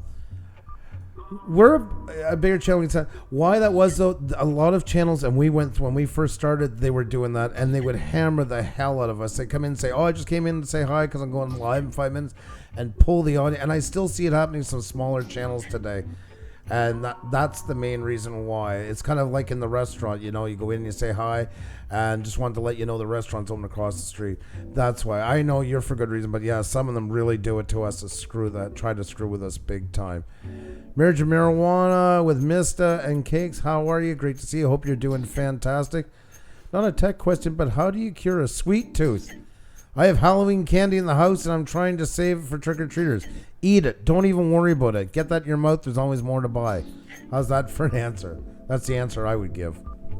That's why we don't have Halloween food candy in here right now. I'm not a candy person if there was chocolate. I know that. I know that, beer picker. Like I said, if I don't keep it fair for everybody, it's unbelievable. I'll have 5 channels. It's happened to me so many times. Oh, Puša Studios favor certain channels and blah, blah, blah, blah, blah, blah. And I get the whining and the crying for the next week. It's unbelievable on here. Well, welcome to YouTube. That's right, for sure. So, please only... no, well, I mean, as long as the emojis are not going over the top and as long as they never, ever get used to represent that somebody just subscribed to their channel or stuff like that. As long as it's within reason. As long as it's within reason. Next question. Free to Laugh Now is asking, tons of video you edit. Any motivating and expediting tips? I think this is something everybody should answer. Everybody's got their own ways of doing it.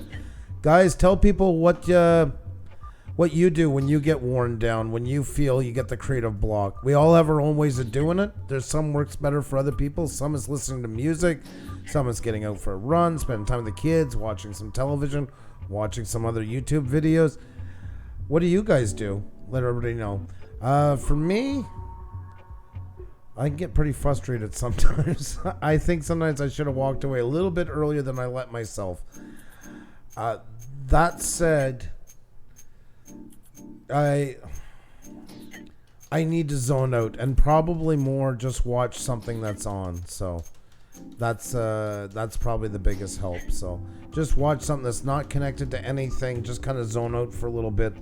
Let my head kind of clear out, because once you start forcing yourself too much, it's definitely not going to bring out the best work that you do. So I caught the last bit of your election stream yesterday. Been so busy I needed a break. Oh my God. Well, glad you could hang out for that. That's definitely not what we usually do, but it was a lot of fun nonetheless. It really was. So,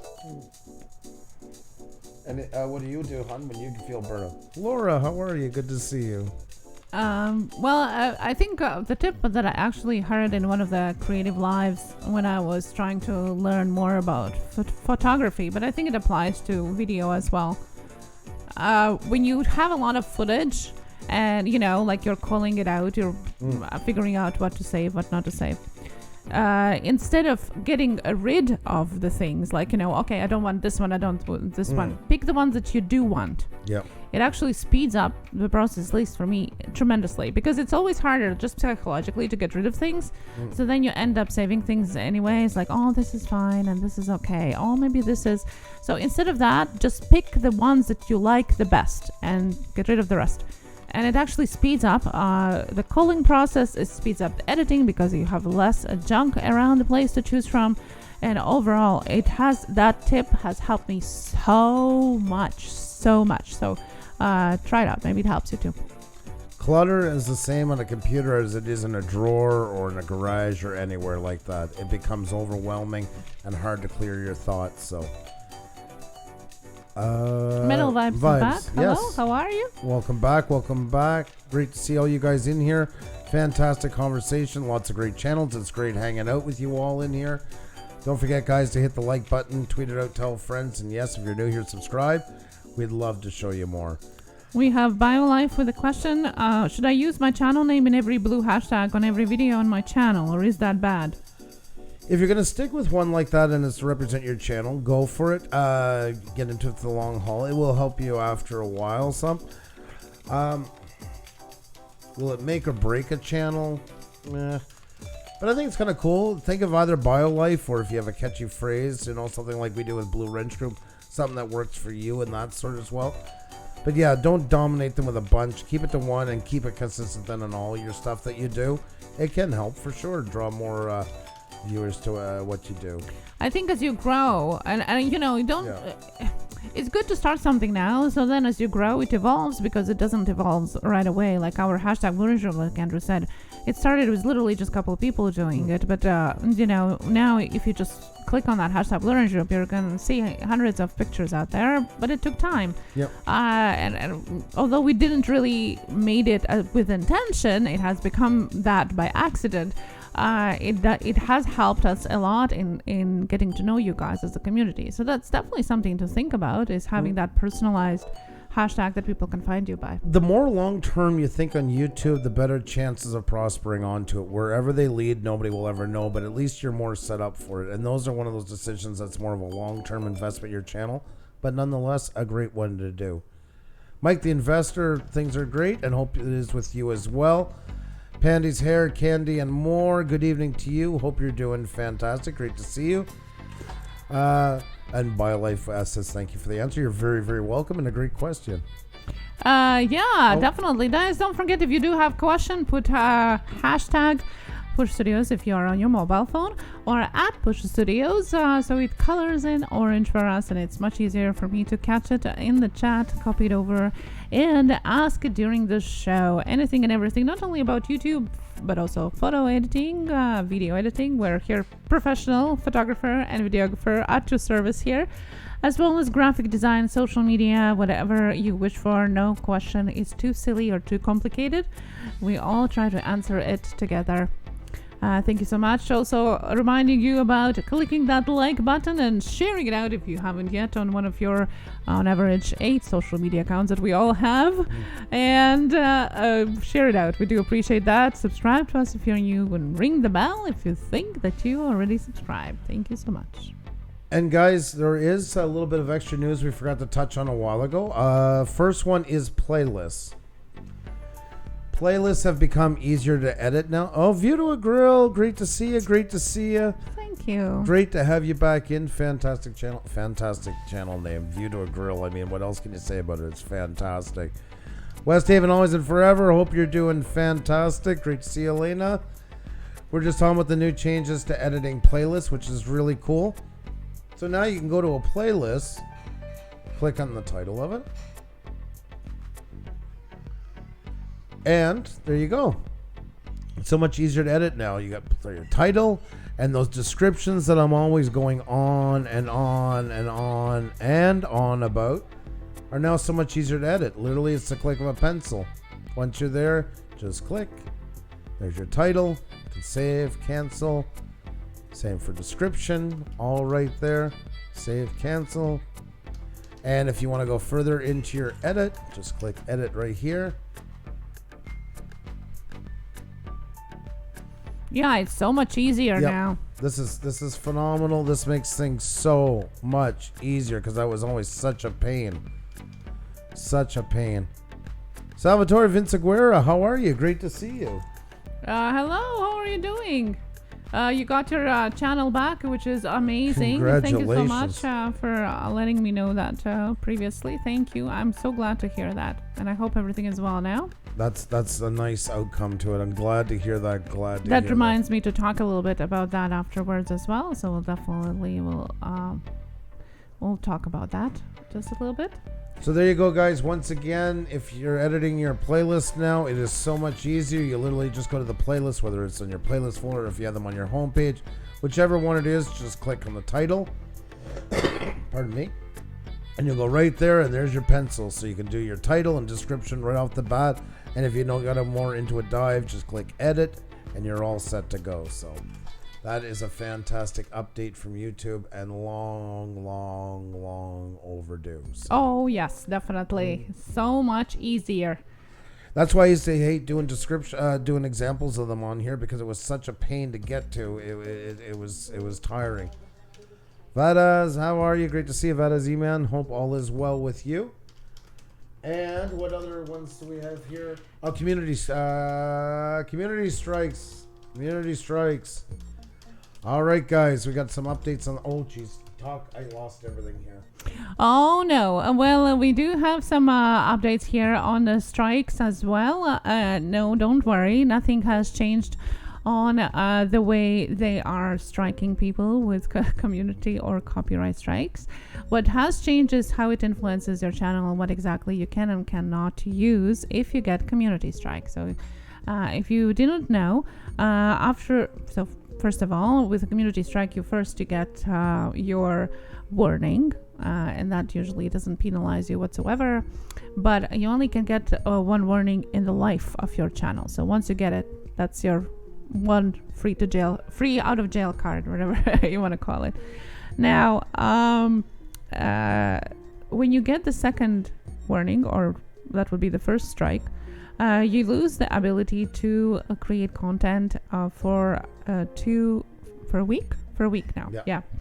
Now, it used to be that it only affects your live stream and videos. What they have added now, that if you do have that community strike, you not only can't upload videos or live streams, you can't do stories, you can't customize your thumbnails, you can't do any community posts, you can't create, edit, or do anything with your playlists, and you can't remove playlists from the watch page using the save button. So if you want to save somebody else's videos on the playlist, for example, to watch later, you can't do that either during the strike. So that's something that they have expanded. You basically lose the ability, most of the abilities on your channel during that strike time of 1 week, and the same goes afterwards when you lose the ability to create content for the second strike, and obviously for the third one you lose your channel altogether. So just something to remember if you do have that strike, that you won't be able to do a lot of things on your channel, not just post content. So that's something to think about. Also, I wanted to add it. Oh, Gail Skills, hello. How are you? How are you? Good to see you. Good to see you. Hope you're having a fantastic one. Welcome. Also, that reminds me of why we always, guys, talk about how important it is to get monetized, not with regards to money or anything like that. That's really is not the gold mine.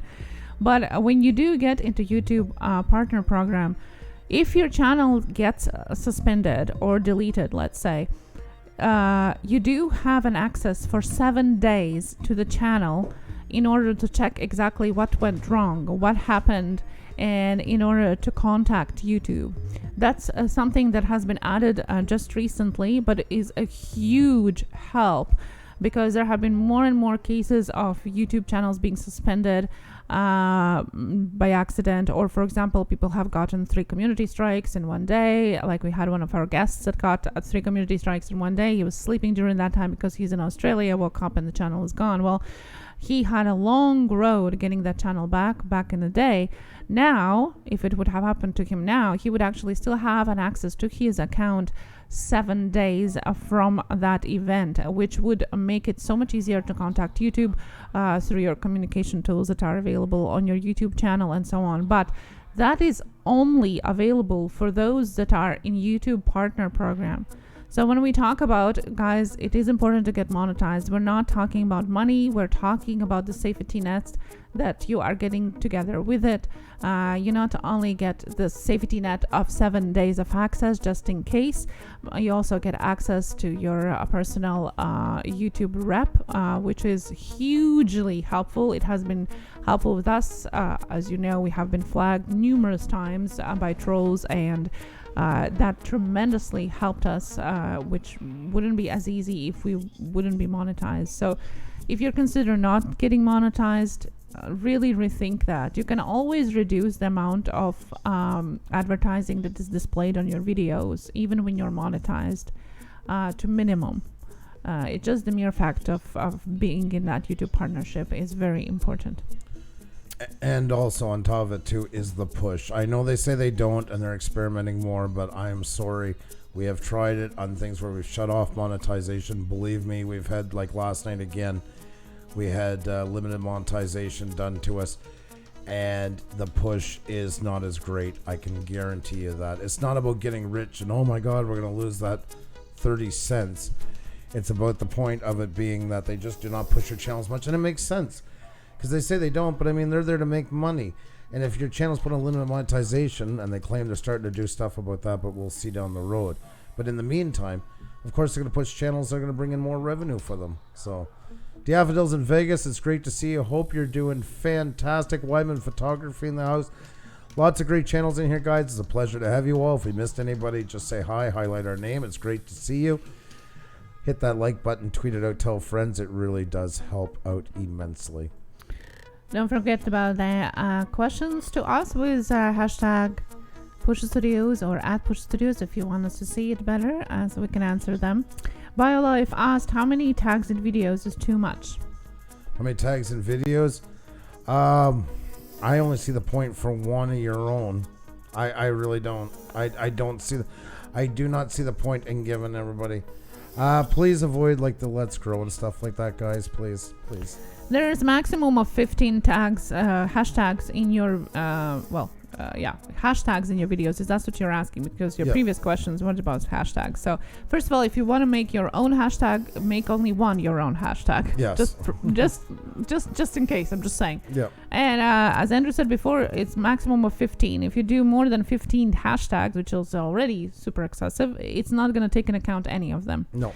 If you're asking about tags, which is completely different thing. Hashtags and tags is two different things. Did I hear you wrong? Well, I don't know which one he's asking because I'm just going about from the previous question. No, asking about tags. Okay. That one, fill up 500 characters, use it all up. The more the merrier. More the merrier. Just make sure they're relevant, good string tags. Try to answer questions people are asking about stuff versus just one word ones whenever possible, but use them up. The more the merrier. They suspended my Twitter for promoting my videos with too many hashtags. Yep, that's right, Chris. There are rules everywhere. Yep. Hashtag stuffing applies to every social media. Yep. Now, do the research, though, considering the hashtags or tags. Doesn't matter. You have to do the research. I see a lot of people just stuffing their tags, all 500 characters, with short tags. Let's say I have a music channel. Just the easy example. And all the tags are music, pop, rock, dance, music video, music on YouTube. None of them you're going to be searchable for. None of them people are going to be finding you for because there's tons of other videos that are made in millions of views. There's no point of putting them there. These generalized tags are not helping the size of channels that we all are here in the chat right now. So please don't do that. Do your research. Use TubeBuddy, the link down below. Do Morning Fame, link down below. They're free to use. You know, if you don't want to upgrade, you can free to use them. Use Google Trends. There are many tremendous, amazing tools to research your tags. So please do your homework. Don't just tag them with generalized words that don't mean anything. A great example I just wanted to bring up was, say you're flying a drone, say the Mavic 2, and you're over a lake that's decently known. We're not talking Lake Superior or anything like that, but people traveling in the area, they know it. In a county that's really well known for tourism, you want to focus more on the county and the lake versus the drone, instead of putting in stuff like DJI, Mavic 2 and all that. Because say you put in DJI, well, there's you and probably 7 million channels using that word at any given time. And when it comes down to the search, if somebody types in DJI, the big ones are always going to get it first. Because they have power. They're like Costco. They have that presence that you can't compete with. So you'd be better off focusing on the county and the lake more, because those you can bring up in tourism and everything else. And once they're there, they're going to love what you do anyways. Unless your drone has done something very specific that is not usually found. And there you're going to go into like answering questions like, say a lot of people were asking, a high question was, why does my drone weigh yaw at such and such a speed? Well, if that happened to you exactly and you have proof of that, you want to write that in as one of the tags. So when people type in that question and you have it in your video, then it comes up in high priority. By typing in to match the exact question, that gets you a lot higher up on the results versus if you had just put DJI. So you will not rank on a big keyword against a larger YouTube channel. This is great advice.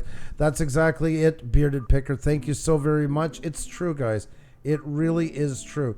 You're fighting a losing battle. You've got to answer questions to people. It's got to be strings. Lisa Crochet, how are you? Great to see you. Hope you're doing fantastic. Glad you could make it. A pleasure to have you in here. I bring up that example when I did the playlist for milestones. I was looking at it and saying, well, nobody searches for milestones. Nobody cares about that. Nobody looks really for it too much.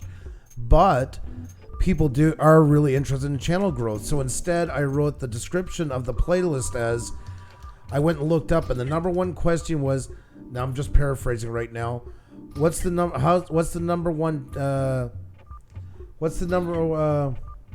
one way to grow your channel in 2019 or something to that effect. So I wrote that into the description as because people in a high majority are typing in that full question. That I can have a chance of ranking with. That I can have a chance of getting a match with somebody, therefore getting me higher above some of the bigger ones. Where if I just put milestones, growth, see you later, Puša Studios, hello, Nick Nimmons and everybody, that's a ton bigger than us. And that's just normal. That's the hierarchy. So definitely you want to be answering questions that people are looking for. I hope that helps them. I know it was a bit long on that one, but yeah, no, I think it's a perfect answer to that for sure. Tiffany Mills Slot Channel, how are you? Absolutely awesome to see you. See Grant McIntosh. He's asking questions. Okay. Tyler Woodbushcraft asked, my YouTube channel shows one. So my YouTube channel shows one number, but YouTube Studio shows another. Why is that? And does it make any difference? It's funny though, it's showing that much of the gap into it between the two, because there it still should go into the two, but it's most likely adjusting. This you got to realize now with the new changes, especially what's going on with YouTube.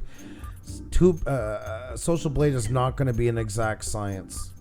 It is not by any shape of the word. So we're going to get more and more of these kind of discrepancy stories as time goes on. So YouTube itself claims that YouTube Studio Beta is the perfect and only place for you to check your own analytics.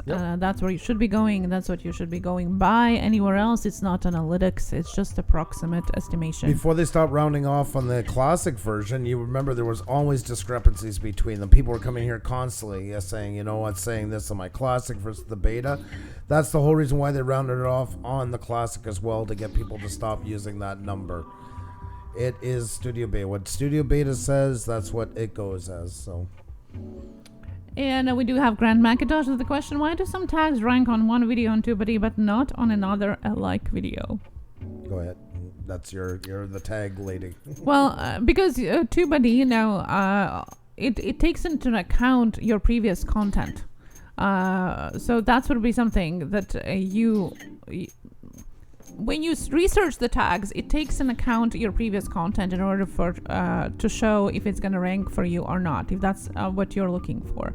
Now, as regards to the video, there's numerous variables that are going to be impacting the way if it ranks or not. first of all, it's posted in a different time. It's posted in a different time of the day, in a different day of the week.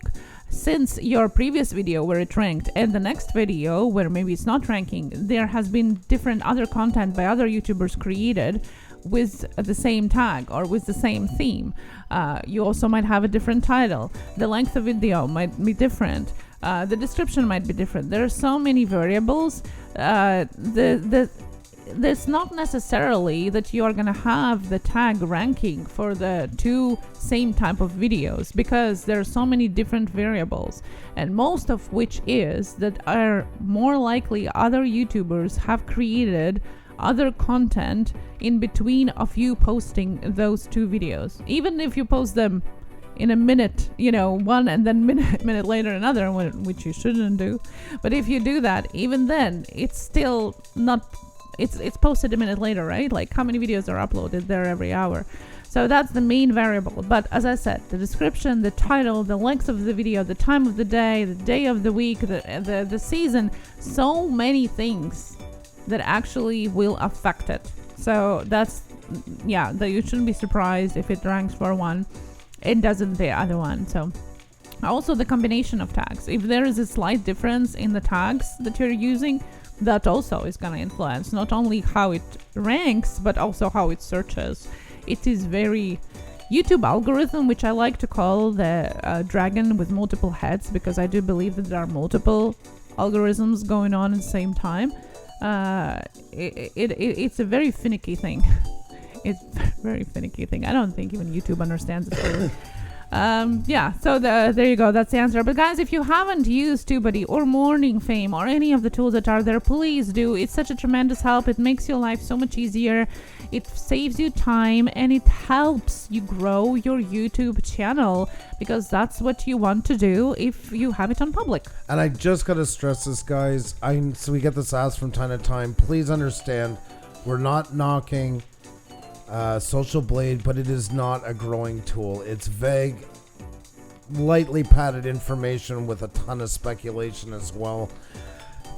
Morning Fame is great for forecasting your channel for a long-term path, 3 months or so that you really want to get it on board. If you have to pick it up between TubeBuddy and vidIQ, they both have some great features, but you're probably better off paying for the TubeBuddy. You'll get more bang for the buck out of it. But that said, we still use vidIQ as well. So there are great channels. You would never take off in a boat across the ocean without a compass, and these programs are really your compass. It's too complicated sometimes. I know. It took a while to figure it out, believe me. It's not, and then I haven't figured it out completely either. I do believe that I do understand it, but I don't think I have fully, figured it out. It is a science in itself, as we like to say here. We have Mr. Noodle says use tags that tell people what the vid is. Yeah, well, obviously your tags have to be related to the content of your video, because if it is not, that's against community guidelines. So I didn't think I would have to mention that. But yes, if you're thinking of just staffing it with whatever, no, please don't do it. It has to go together with your content. Thank you. Watch me do stuff. God, I love this show. LOL. It's like a guilty pleasure show. Well, that is awesome. Welcome back. Happy to be your guilty pleasure. I can live with that. No problem at all. So. Awesome. And I have to sadly say that I actually uninstalled Social Blade from my phone. So it is impacting. I use it for our shows and stuff like that, and of course go check now and then, but I mean, really, it is what it is. And if you're ever looking at the forecasting and you come in and say, oh my god, I can't believe it, I'm going to be at such and such number in 3 months, that's all the fluff into it. It really is. It's like when you fill up your car with gas. If you've just been driving around the city and stopping and starting a lot, and that it gives you the recommended mileage you have left. It's going to be a lot less than if you're doing a road trip and been driving for 6 hours and fill up, where it's going to give you more mileage recommended. Yeah. It's based on your latest performance. That's it. That's all. It's just a forecast. It's got nothing to do with building your channel. That's right. And now the YouTube Studio beta on the phone actually is so cool. I find it even easier to use it on the phone than it is on a laptop now. and with regards to analytics and the way you can see the comments and all of that, it's just so quick. It's much quicker. First of all, it loads quicker than the laptop one, but it's just so quick to see your stats right away, which we used Social Blade before that, just for a quick overlook, like, for subscriber count and such. Since you can't do that, that's kind of but you can see all your analytics and all of that just so quickly in YouTube Studio Beta. So if you haven't downloaded that, please do it. It's gonna open your eyes, and it's so much easier to use the analytics there too than it is for a laptop, I find. So if you don't quite understand your YouTube analytics, check it on your phone. It's just much easier to use and much more overlooking and much more easier functioning features there. Our vacation for life was working back now. Welcome. It's great to have you back. Hope you're doing fantastic. Hope work wasn't too rough at all.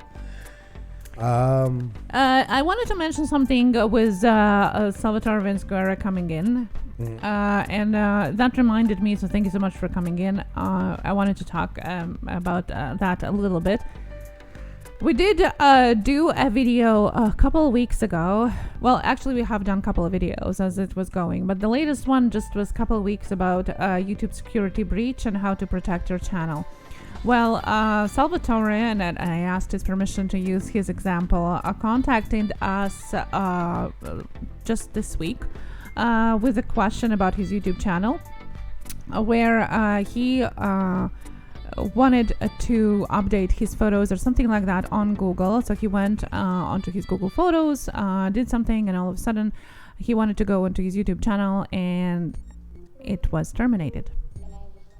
So he didn't do anything, just was checking something on his Google Photos and stuff, and then all of a sudden channel is gone. No notification, no email, nothing. Channel is gone. So that's how the email started. And basically, I'm like, well, that's weird. But then in the second paragraph, when he was talking about that, he said, well, but I did receive an email on my mobile, which asked me to review from Google, that asked me to review my security settings on Google. And I'm like, oh no, this is exactly what we're talking about. And that's what it ended up being. So what happened is that he received an email that asked him to review his security settings. Didn't ask him to give out the password or anything like that we talked about before already. By the way, don't ever give passwords to anything, to anyone, even if it asks an email. But it just asked him to review the security settings. Well, it wasn't a legit Google email. It was pretending as such. What they do is when you do review your security settings, by clicking on that link in the email, it plants the bug on your phone or laptop, whatever you're using. And while you are changing your passwords, it actually reads it.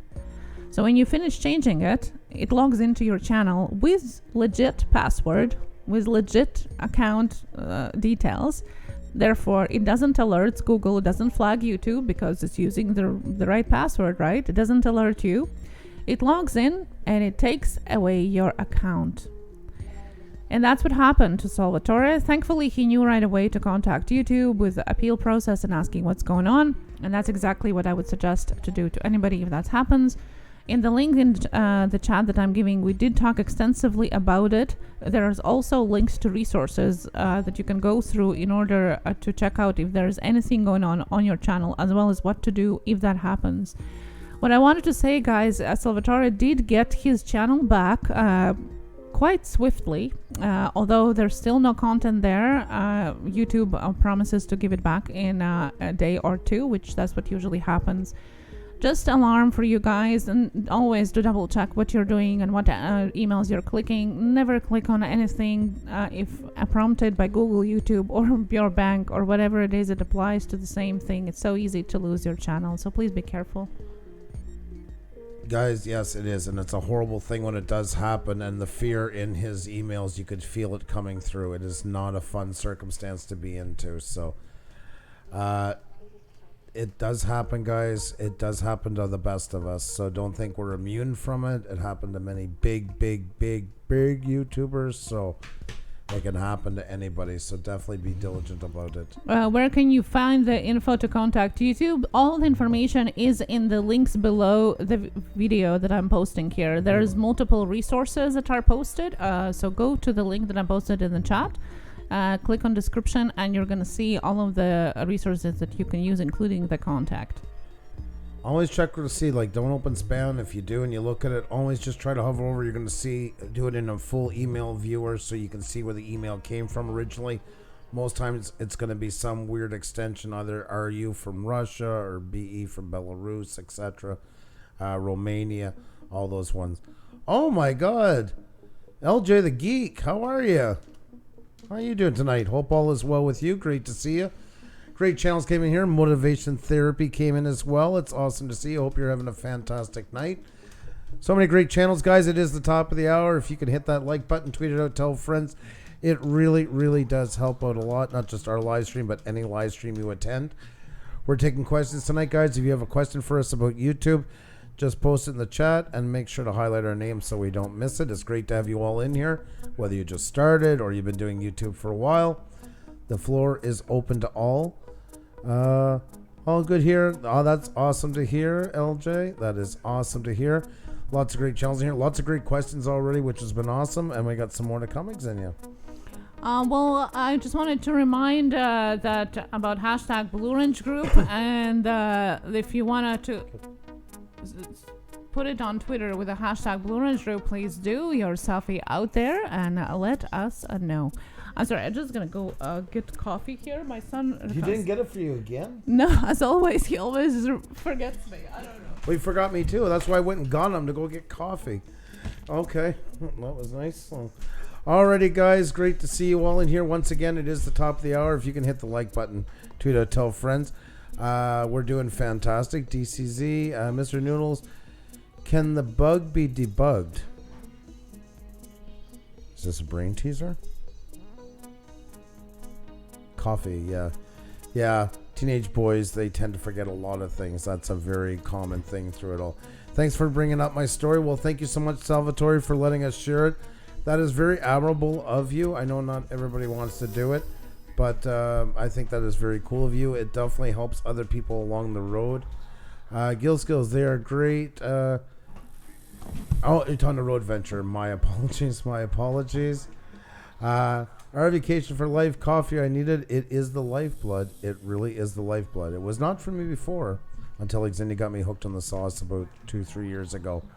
And now I just can't seem to live without it. So there you go. Go figure. Pusa, you were there for me when I first started my channel, and I appreciate it very much. You always gave me updated information. Wow, Tiffany Mills Slots channel. Thank you so very much for that. That was awesome of you to say.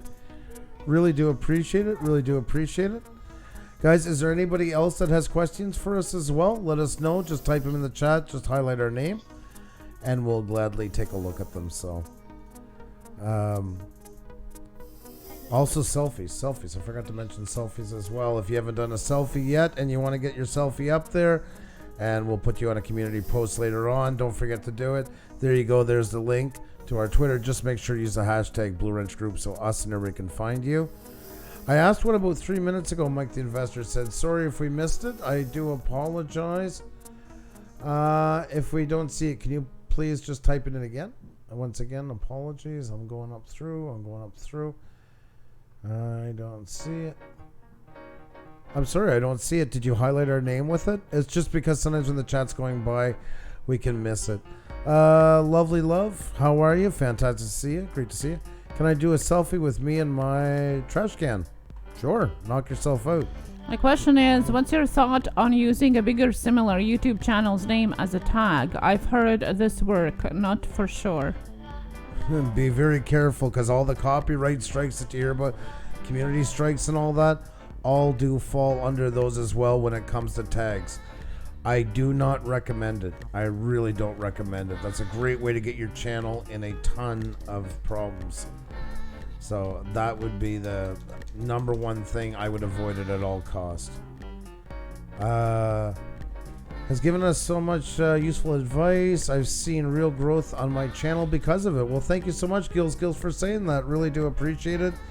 And know that you've worked very hard to get your channels now, because you got two of them, to get them there. You really put in the effort, so thank you so much. That means a lot coming from you, and your effort definitely is noticed in your channel and keeps getting channels. I gotta keep getting used to say that. Keeps getting better and better. Thank you so much once again. Road Venture asked, should I get a Twitter account? Most definitely. Most definitely. Anybody here on YouTube should get a Twitter account. There's nothing but pluses from doing it. The push that you get from it is always worth it. We can't thank you enough for your tips. We thank you so much. And my boys Tony, Manny, and Cody says to tell you hello. We love you all. Oh, well, thank you so much, Eddie and Jen. That is so kind to you. And a great big hello to Tony, Manny, and Cody as well from the both of us. Hope you're doing fantastic. Naomi's Law Channel, you're saying don't tag your videos because that will channel strike or copyright. It's against community guidelines to use tags that are not related to your content. So let's say we would put a tag, I don't know, Logan Paul on this video. Well, he's not in the video. No. So it's not related. It actually specifically says not to use celebrity names in tags and so on if it is not related to the content. Unless you're doing a video about him, directly talking about him, unless you're lucky enough to interview him or anything like that, you cannot be doing that. It will only put your channel in absolute peril. So, Kristen, thank you so much. Next question was from DCZ Shots, who asked, you guys said that if you make videos a ton and then start streaming on your YouTube channel, it would make your channel not grow as fast. Can you elaborate on that? Oh, sorry, I was reading because we had something up here. Okay. You guys said that if you make videos a ton and then start streaming on YouTube. Okay. YouTube has already said, just for talking about quantity of uploads, YouTube pushes 3 things a day maximum for you. You can put up 3 things where it's actually going to get a push. But remember, they're very diminished by the third one. Say you put up a video at 9 a.m. and then you decide to put another video up at 11 a.m. The one at 9 a.m., you might as well write it off. That's done. So I'm going to get to your point about that one. I'm just going to cover this at the same time as well. And if you do another one at 5 p.m., then that other one that you put up at 11 a.m. is gone. It's running them out. It's going to take precedence on the newer ones. You should always leave 24 hours or so to let a video breathe, to let it get its legs, to let it get started, to let it start getting some coverage, grow its legs, and start heading towards evergreen content. Now, about the live streams, what happens is, say you do Gil Skills in the House. He's another one of those channels that's recently separated his uploads from his live streams for that simple reason. Your channel, it doesn't go by, oh, well, they just did a live stream, we're going to market it this way, and now they're doing a video, we're going to market it this way. It looks at a channel as having an effect, the way the channel does something in general. So if you're, say, uploading twice a week and you're live streaming 3 times a week, most channels will go through this. And we'll bring up the example because most come on here doing uploads and then decide to go into live streams. And then they come back here and say, I don't know what's wrong. I'm starting to notice my videos aren't getting the push that they used to get. Where I used to get roughly 350 views, now I'm getting 175, or I'm getting 100, etc. That's because live streams are marketed different from videos, where live streams have a very sharp increase and a quick decrease. They're not made for evergreen growth, where videos will tend to go up not as high, but more on a slant. And then hopefully, if it gets its traction, gets its legs over that 24 hours, starts to continue on a path. If you put up videos and they're being marketed the same as live streams, well, they're pretty much dead in the water before they start, because the channel's already pegged as a live streaming channel. The video is only going to get the same kind of push that a live stream will get. It will get more right at the very beginning, but it's not very beneficial because it doesn't last very long. And all of a sudden it drops off the map. And there you're left with the reason why your videos aren't performing like they used to. Been watching Farmwell Fanatic very closely because for a while he was doing a live stream a week, but he was also roughly uploading about twice a week. And it seemed that he was right at the threshold to be able to make that happen. This is not science, this is just purely through observation. I found his kind of interesting as a point to see where the number breaks off. Now that's not to say, and I mean Farmwell's right to his one, I'm not picking, he knows I talk about it all the time, I use him as an example for that. Maybe if he dropped back to twice a month, he would get even better for it. who knows? He's also got a very popular subject that a lot of people like to watch, and he was rooting it before. There's all kinds of factors that go into it. But in general, oh my God, there was a channel I really like, and I'm trying to remember their name right now. Fantastic couple, and they're so great at live streaming. They're so personal. I love these people. They've been doing videos for a while, and then decided to experiment with live streams. They got into it. They were doing 1 and 2 a week. Their views on their videos started going way down to the point that they just stopped the live streaming. Cardoso Media is another one who dabbled with live streams and gave it up quickly because he felt it was hurting too much the views on these videos. So it usually does not have a great effect. If you're going to live stream a lot, you're best to have a second channel for it. You really are. There's no real win that comes out of that. That's for sure. Kaylin Strickland, by the way, it's great to see you. Great to see you. TCP Collectors, you have a fantastic night. Be well. Much love to you. Great to have you in. Alfie Just G, hello and welcome here as well. And Gil Skill says amen. And Chris Horner, like I was saying, if you do have views that are under 100, it's very hard to draw any conclusions because it is not necessarily reflects the actual views. It is the estimation oftentimes for the smaller channels.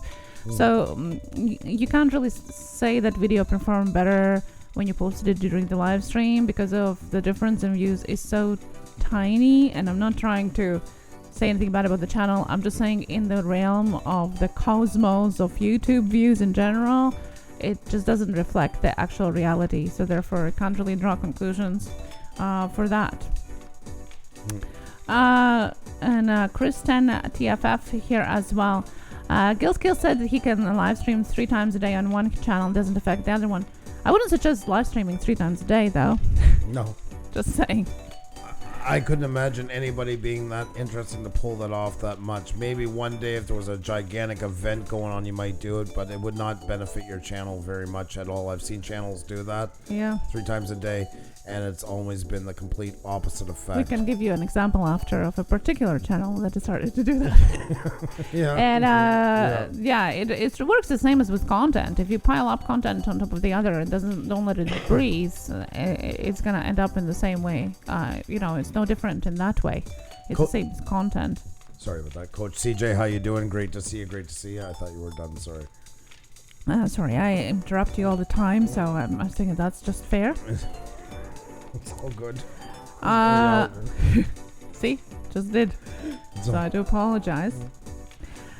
Kel Williamson, how are you? Great to see you. Hope you're doing fantastic. Great to have you in. Guys, if you have any other questions for us, just let us know. Just highlight our name. Do you have any Sorry, I wasn't looking over. Yeah, I do have some questions here. We do have question from Watch Me Do Stuff, who asked, what is your opinion on Patreon? I hear some people love it and others not so much. We do have Patreon. Yeah. Although we haven't we have activated the Patreon, but we haven't launched the monetization feature yet. We activated it before it changed its rates, so we don't get the if we ever decide to make it monetizable, we get the old rates, not the new ones. That's what we did. So we do have it. There's nothing there except for our description right now and some videos if you look for us. I think it is a good way of promoting your channel. There are ways to monetizing your channel on side if you do have extra content or extra product. Now, there are different ways how you can do that.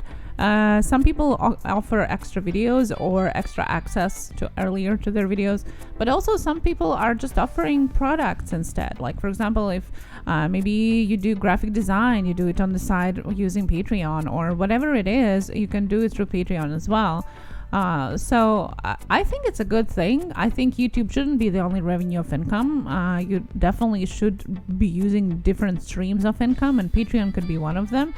I wish that YouTube would integrate the memberships for the lower count of subscribers. For now, it's only starting 30,000, which kind of the new system, the way the memberships work with different tiers and the videos that can be released just for members and live streams, it kind of starts mirroring Patreon idea, which is cool. I hope they do that. I would rather have it all on one platform. I would suggest making it, but don't burn yourself out if YouTube is your main hub, because that also can happen. You just don't have enough time to create content for everybody. I don't know. What do you think about Patreon and other side revenues?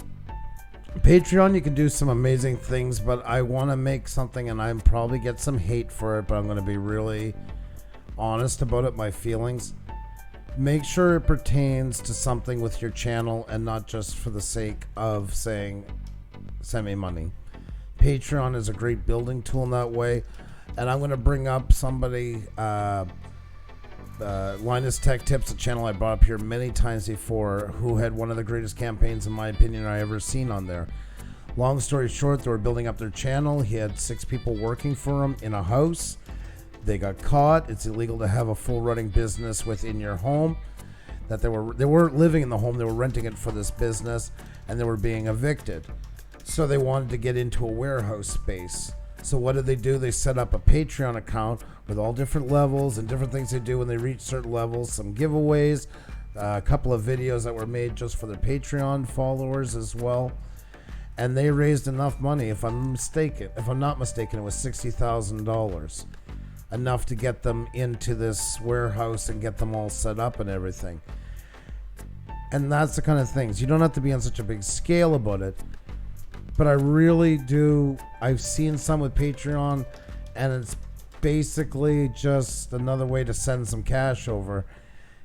It's not really using the way it was supposed to be. And you can probably get more money by doing a well laid out plan on it that elevates what you do on here. So make it specific. You could have goals of certain equipment you want to buy, things you want to do, and have appreciation levels for them as well.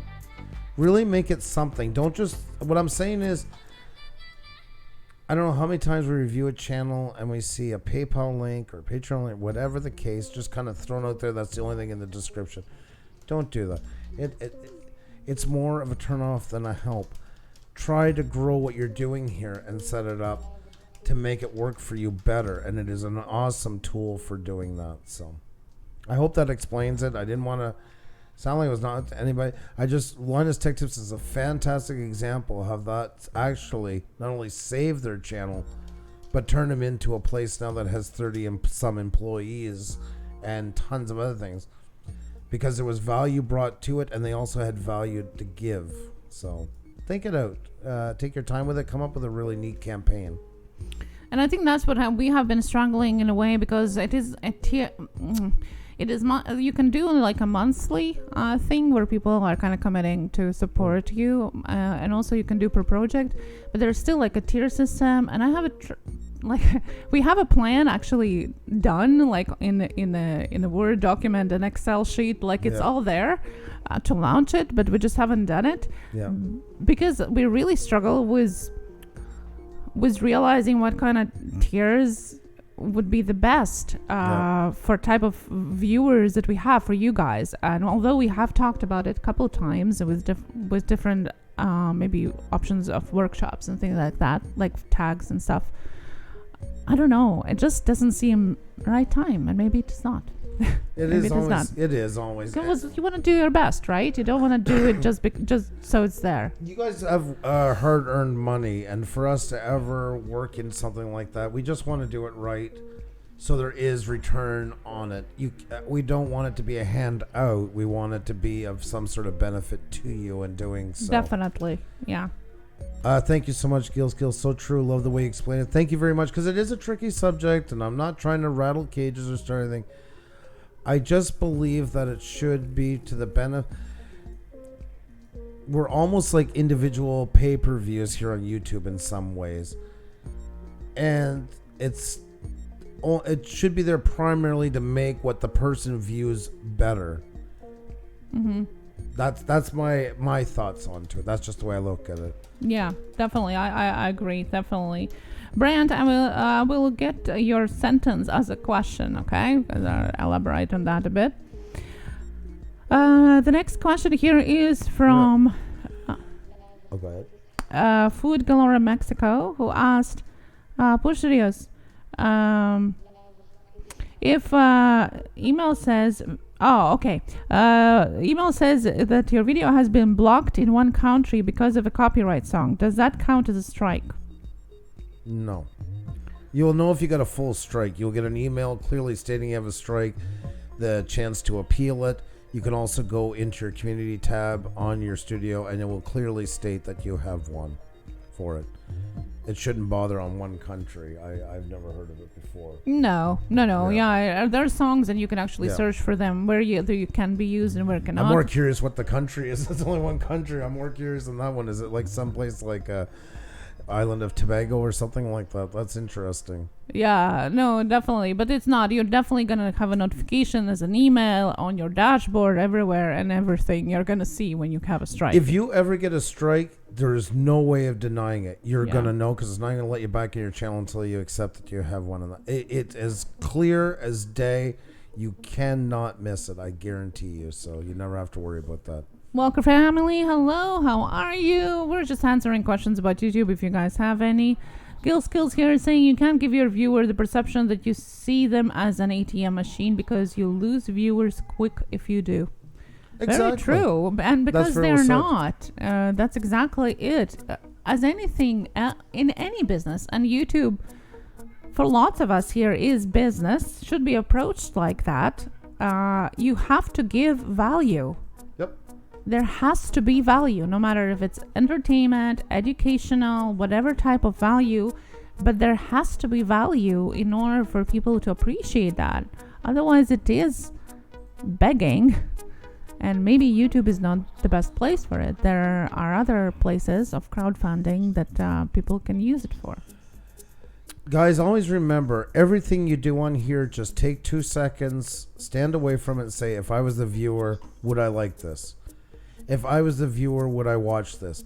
If I was the viewer, would I be pissed off about this? Those are the questions that are never answered enough on here. And most people know when they've pushed it. They know it's the way they handle themselves about it, the way they dance around the subject, because they know already. It's a very simple thing to do. Just look at it and ask yourself those questions, and you'll know right away if it's the right thing to do. Simply Cassie, hello. Tiffany, definitely. I added that as well. And Chris Horner says, I've got blocked in Japan before for using a Dragon Ball theme song, and I had to use YouTube tools to mute the song. Yes, well, if you want it to be shown in Japan, yeah. If not, then it shouldn't affect you, as Andrew said. So, all my kitties, I got your question as well. Don't worry, we're going to get to that. I'll try to be that in order. Tamara says, I hate when people say they don't make money on their channel, but they sneak in a PayPal link in the description. I feel lied to. Well, once again with PayPal, you can set it up. I have no issue with it. The same as Sucha. There's nothing wrong with it. It just shouldn't be the foundation of everything done on here. Mm-hmm. That's what it. Your channel has to have a goal. Whether you're a golfing channel, whether you're a knitting channel, whether you're a cooking channel. But there are also channels that are basically, don't want to say it, but I'm a PayPal channel. Yeah, it's just like a first thing in their description. First thing in their description, first thing in their about section, first thing push. That's the difference between it. It is okay to make money on here. It is okay for people. But it shouldn't be what your channel's built around. It shouldn't be the philosophy of your channel is send me money.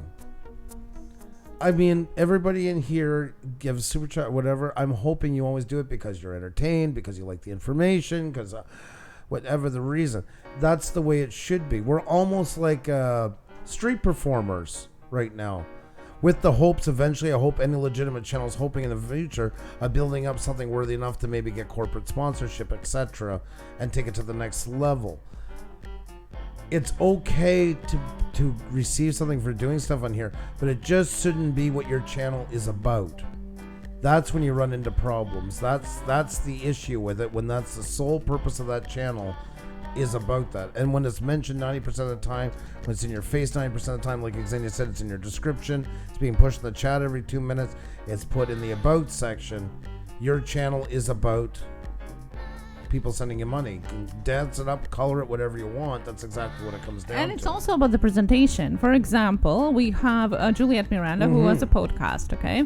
And the way they are set up, their PayPal on podcasts and now on their YouTube as well, is that instead of this is my PayPal link, they say buy me a drink. Yep. Because her podcast is Unbreakable Rant, where she also reviews bourbon sometimes, and she drinks bourbon while she's doing the podcast or her YouTube videos. And that's exactly what she does. She says, well, if you like what you see, buy me a drink. And instead of the PayPal link that says PayPal, it says buy me a drink. Yep.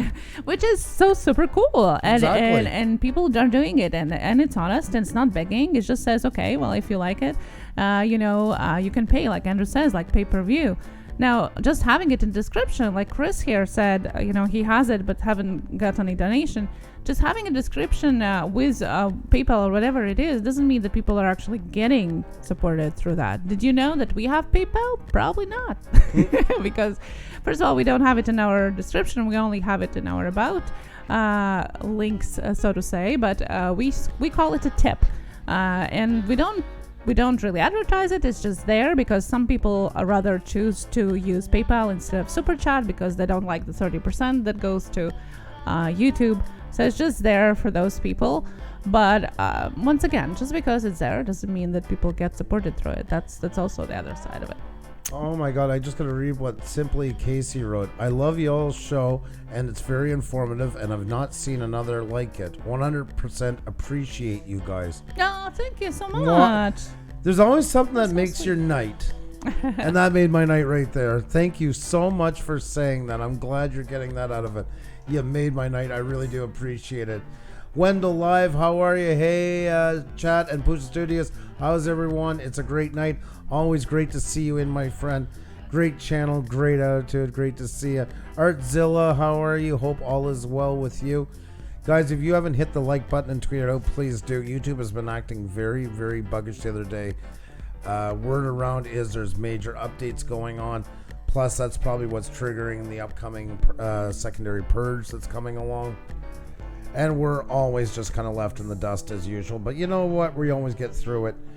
That's right. So, and it's great hanging out with all you guys. So many great questions. We have more up on. Yeah, we do have some more questions. Tiffany Milslot channel asked, is it important how you tag your video? Most definitely. And a lot of people used to come in when we first started talking about this last year and saying, oh, well, Casey Neistat doesn't tag his and he gets a million views. That's true because he's gigantic. And a lot of those big channels now, if you go and check them out with vidIQ or TubeBuddy, guess what you see popping in there? Tags.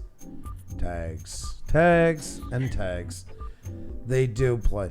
And I've always brought up the example, even if they weren't so much, why not? We're up and coming channels. We take advantage of every opportunity we can to help us go through.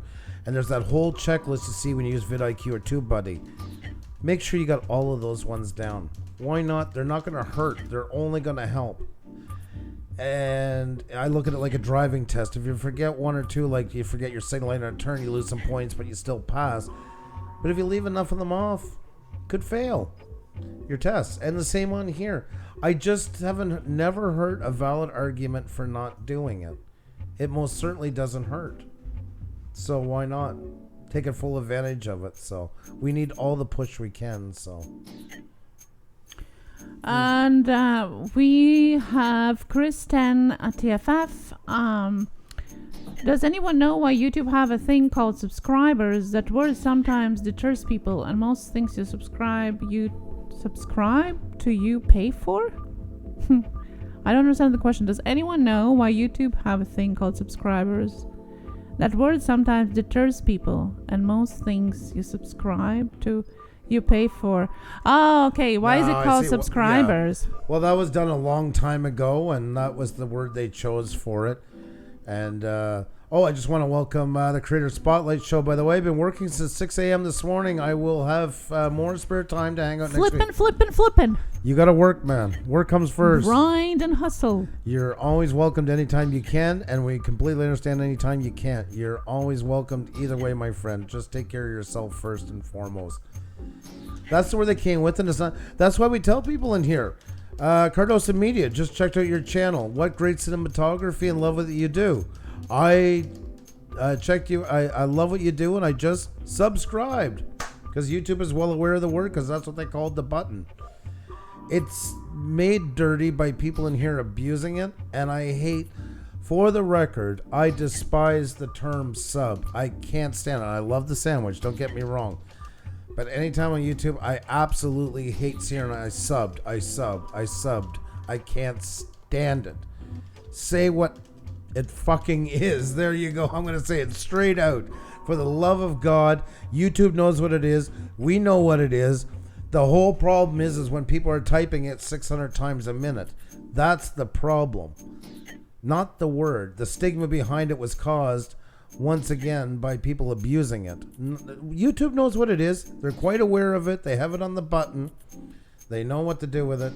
So just call it what it is, but don't fire it like a machine gun, and you have no troubles with it.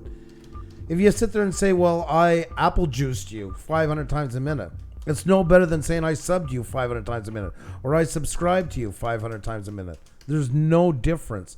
That is one of the biggest myths on YouTube, is you can camouflage it and fool one of the greatest computers of all time by changing the wording. It's the action that's wrong, not the word. Hey there, Lori Bly, DIY, how you doing? Great to see you. Hope you're doing fantastic. In Ohio, they call a sub sandwich a hero. That's right, Wendell. That is right, a sub. And what do they call it here now? I got a brain fart. There's different names, different places. They most certainly call it a hero. A hoagie is another name that's used in certain parts of the U.S. as well. Many names. I go to Subway and get a subscribed sandwich. There you go, Corbin. Enjoy that one. Now, we're specifying a big question from Tamara about PayPal. She says there are YouTubers who claim to never take money, but they have PayPal links and sponsors and all kinds of scams to get money. My point is just don't be shady. There are ways to make money and not lie. Of course, you should be transparent and disclose if you're making money in any way. I mean, just because it's in the description, once again, I'm a little bit on a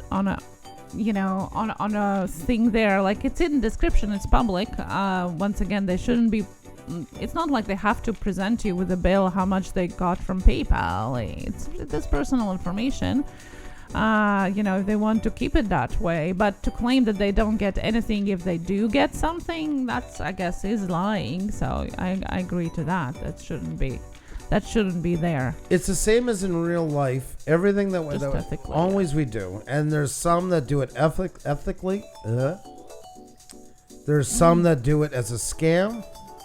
There's some that just blatantly are here to eBay. There's all different levels of it, but that's the same as in real life. And it is a buyer beware market into it. And once again, if something doesn't feel right, don't do it. That's what it comes down through. And I know some people say, oh, well, people have a right to give money wherever they want. They most certainly do.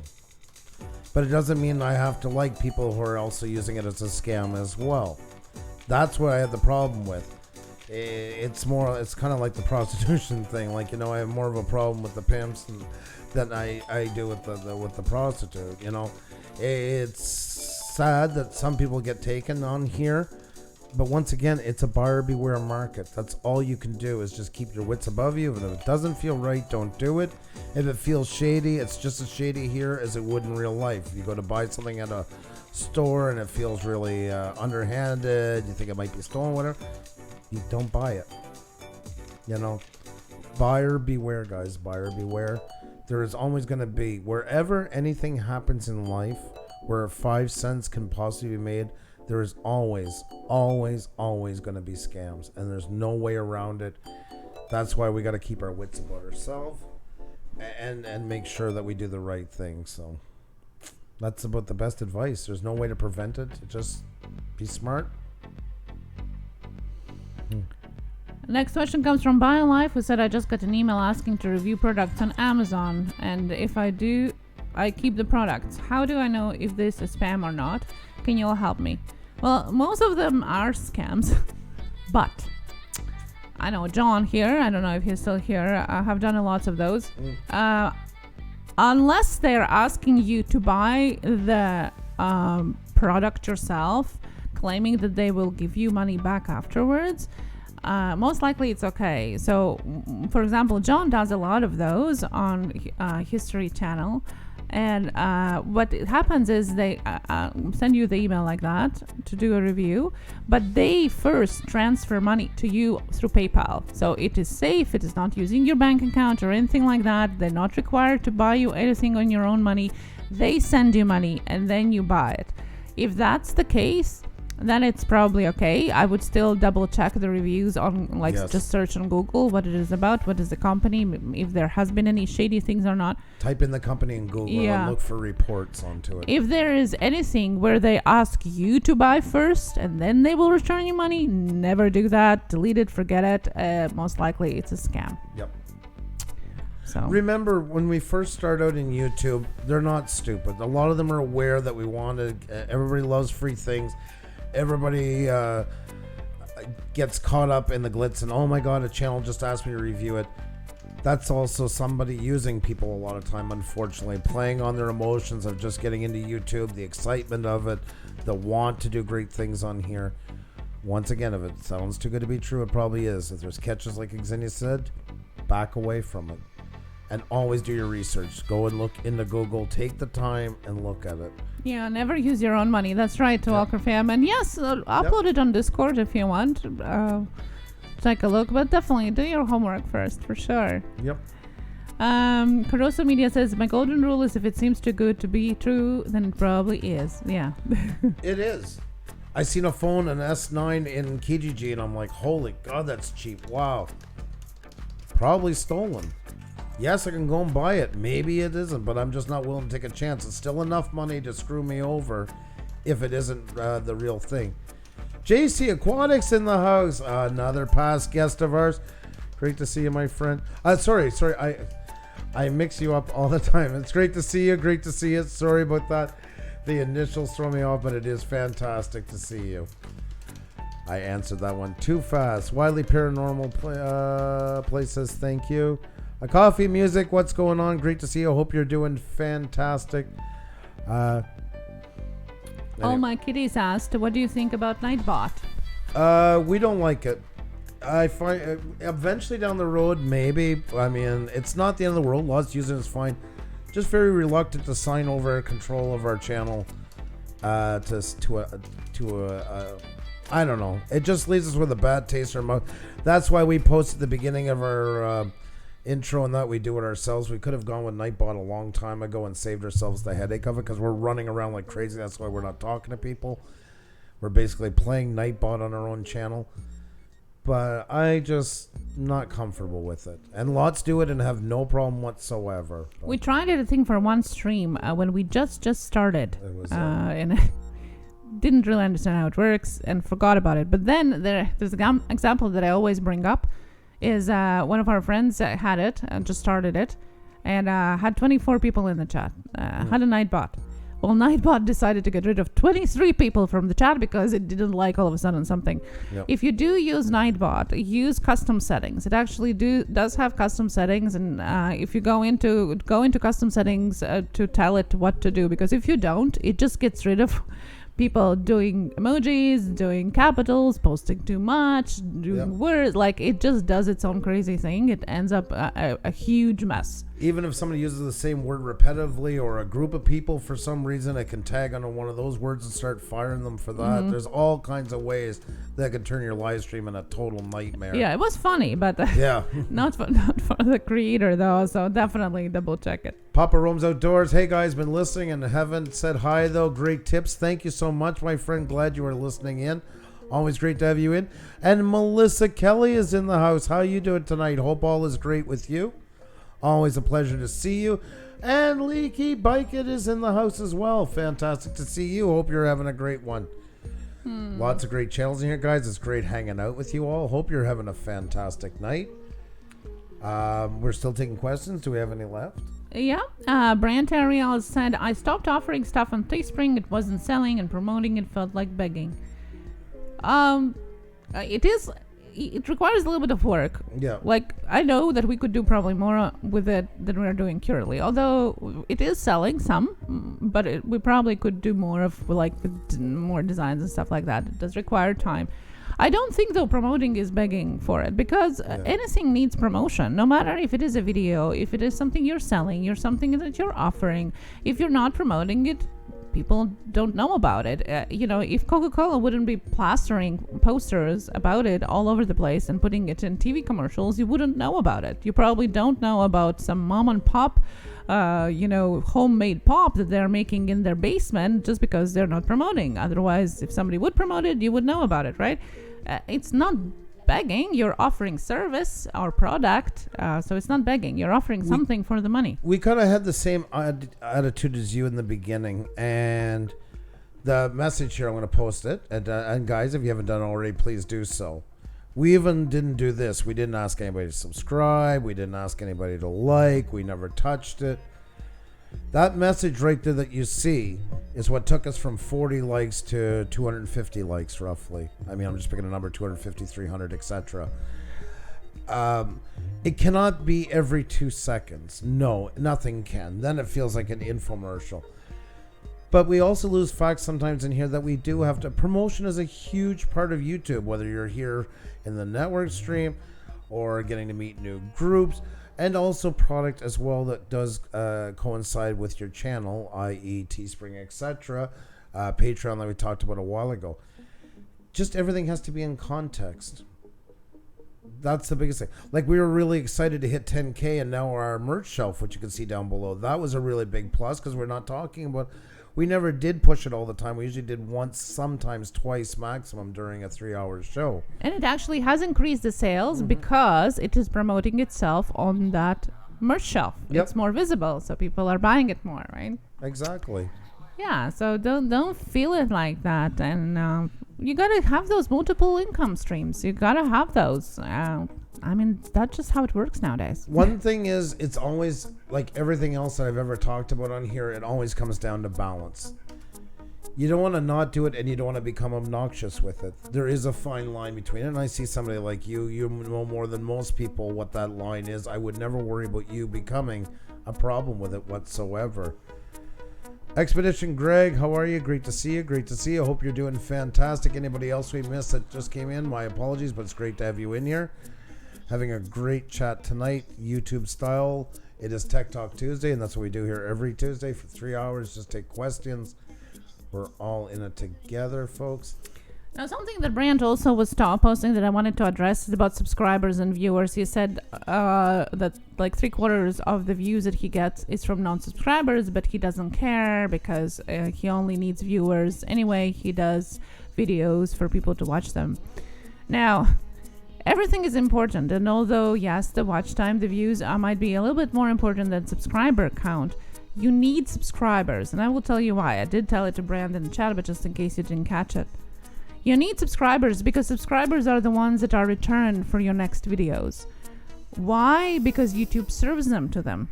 If people subscribe to you, YouTube knows that you're interested, and it actually suggests your videos more to them. It comes in the homepage, on their subscribe page, on their suggested videos, on their next videos. There's more chances that they're going to remember that, oh yeah, I watched this creator. Let me check this video again. The next video. If they don't subscribe to you, they watch your video and they forget about you. So although it is cool that you have views from 3/4 of non-subscribers, you want transfer them or transform them, even better, into subscribers, because you want them coming back. You want to build the base that comes back, and you want to get the viewers that are new, that are not subscribers yet. You kind of want that balance with both of them, because if you only have the viewers, well, who is YouTube serving your videos to? Only the search ones? That is a little part. Maybe some random people that are looking, finding your channel, and that's it. the base of your subscribers is that makes it rolling throughout the YouTube suggested subscribe homepages. All of that's what makes it happen. We had a channel, I'm going to talk about this for a second. This is a prime example. Channel I just picked up here that we found. The banner says subscribe and press the bell icon. That's the banner. The description literally says, hey guys, my channel name is, like my videos, share my videos, comment on my video, and subscribe to my channel. And then lists off the dates that they went through the hundreds as they reached the 100 milestone. That's it. That's it. And a great example of what I was talking about a while ago. A fantastic, stellar example of that's what the channel's all about. And some do that with money, and some do it like this. No point, no reason to it. So that's a stellar example. I'm so sorry to hear, Tamara. That just happens sometimes. YouTube is sometimes becomes a huge scam place, unfortunately. Yeah. Most definitely. Unfortunately, that is the truth. Now, the Art of Handmade Dolls and Stuff says, I can't do much till I get to 1,000, but I want to sell coffee cups to help me with baby onesies. You don't have to have 1,000. That was a mistake we made. Yeah. We're the Johnny Don'ts on that one. Get into it early. As soon as you have a brand, if you're at 200 subscribers, you got a brand locked down, logos. Remember, guys, that's why branding is very important, not just for channel recognition, for people to pick you out of a sea of thumbnails, but also towards as you start promoting your channel with merchandise as well. On that, you're 200 subscribers, you got your logo down and all that stuff. You're happy with your channel. It's not going to be changing for a bit. Run with it. Run with it. Don't wait. You don't need to have 1,000. You don't need any of that. Plus, it's going to take time for it to build up as well. So use that time as you grow to build awareness about your Teespring. Yeah. Definitely. Honestly, I have stopped networking since hitting my 1K. I have now been focusing solely on upping my video quality and boosting editing. Yeah. Awesome. That is awesome as well. Exactly. There are more moderators with wrenches and their participants because here it is a philosophy and not a status. Here everybody is equal here. Papa Rome. Oh, sorry. Go ahead. Go ahead. Papa Rome says, do you recommend any drop shipping companies or would you recommend shipping ourselves? For instance, with us, in Canada, it's horrible because of the cost of shipping, and Teespring is fully integrated in with YouTube. Hence why we made. If we were in the States, we definitely could be making more money on some products and stuff. But for our scenario, it was the only logical step at this point right now was to go with Teespring. So. Plus, you know what is good with Teespring or any, legitimate dropship merch company, so to say, but especially with Teespring, they take responsibility for anything that is happening. So let's say somebody orders our merchandise, they're not satisfied with quality of it or something is ripped or whatever. It's not our responsibility. People return it, we still get money. And it's Teespring who deals with it, not us. So that kind of takes away a little bit of that stress. Well, what if? And what if something doesn't ship? What if something gets lost? And all of that stuff that sometimes happen. I think it's a cool thing they do. You can return it, and it doesn't cost the creator anything. It's up to them. Yeah, so that's a cool stuff to have. I want to welcome Moto Steve, another fellow Canadian I just met recently. Awesome to have you in here. Love the Pinball Museum in Vegas, man. That was awesome. You won me over right there. There's a lot of great digital games out there, like I told them, and a lot are very realistic to real life. But man, there's something to be said for that tactile feeling of a pinball machine. Great to have you in here. So glad you could make it. Crap, my dad makes me watch. How are you?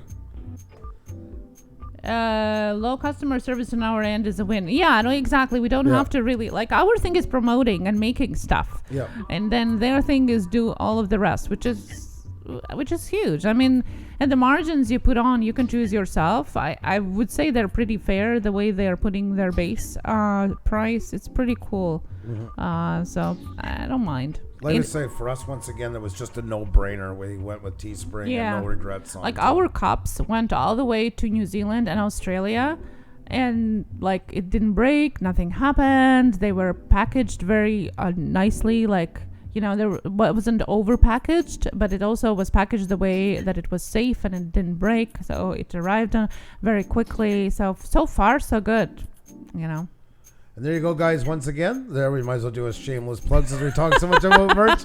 There you go, guys. You can check it out once again in the merch shelf down below. And of course, our seamless pattern blue wrench socks. That's right. And leggings, if you're feeling more up to. Never showed the back in a long time. There you go, guys, with the stamp on the back. Blue wrench group. So there you go. And many other things, from mugs to die cut stickers. Yes. Say it again. 5-inch tool. That's what they say on the website. I'm just quoting. Oh my God. I know it never gets old. It does. Always. It does get a little. By the way, we also have some Puša Love special stickers 2-in-1 and a cozy mug available as well, which is not listed in our about section or description. You can only get the link to it during our chats. Sometimes it actually is a Puša Studios logo one, so that's limited, but it's there. Now you see the creator spotlight. She'll put LOL to that comment, and so did Tamara. See, and that still works. No, that's their code for you hurt their feelings and they're sad now. That's what they're saying by that. And so is Better Days. See, there's another one that's upset and hurt by it. That's right. And Egg is in the house frying it up, and Chris Horror's got the wrench up there. I just got the joke Tamara said. Clark and Corners Playtime, how are you? Great to see you. Thank you so much for coming. Guys, if you've not hit the like button, please do. It really does help a lot. And Nomad Unbroken is really enjoying that one. That is awesome. See? Right there. He's enjoying my comment.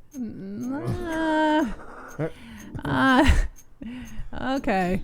Guys, what are the benefits of hitting 1K subscribers? I don't like the 1K, 4K for the record. I don't like the way it was hyped up, the way it's blown up. I mean, people do want to hit it because they want to get monetized, and I get it. I don't like the way it was ever done. It's almost become a cringe factor with me at this point, to be perfectly honest. Not that I don't want other people to get monetized. I just wish it had been done a different way because it's become such a buzz term in the whole thing. But that's the number one reason. That, and then to get their 4,000 hours watch time. Yeah, and you also get your community page, which you also only can get when you hit 1K. They took away the discussion page, and now it's a community page, but you only get it with 1K. Going live from your mobile with it. If you can use third-party programs, but to be able to do it through YouTube as well. Yeah. So that's part of it, and as I mentioned at the beginning of the show, not the monetization, but part of being able to be a YouTube partnership, which gives you a little bit of a safety net, is a huge perk. I think bigger than monetization at the point of 1K. Can't stress that enough, guys. You want to save your channel, even if you delete a video. Last year, my daughter was leaving for camp for the first time.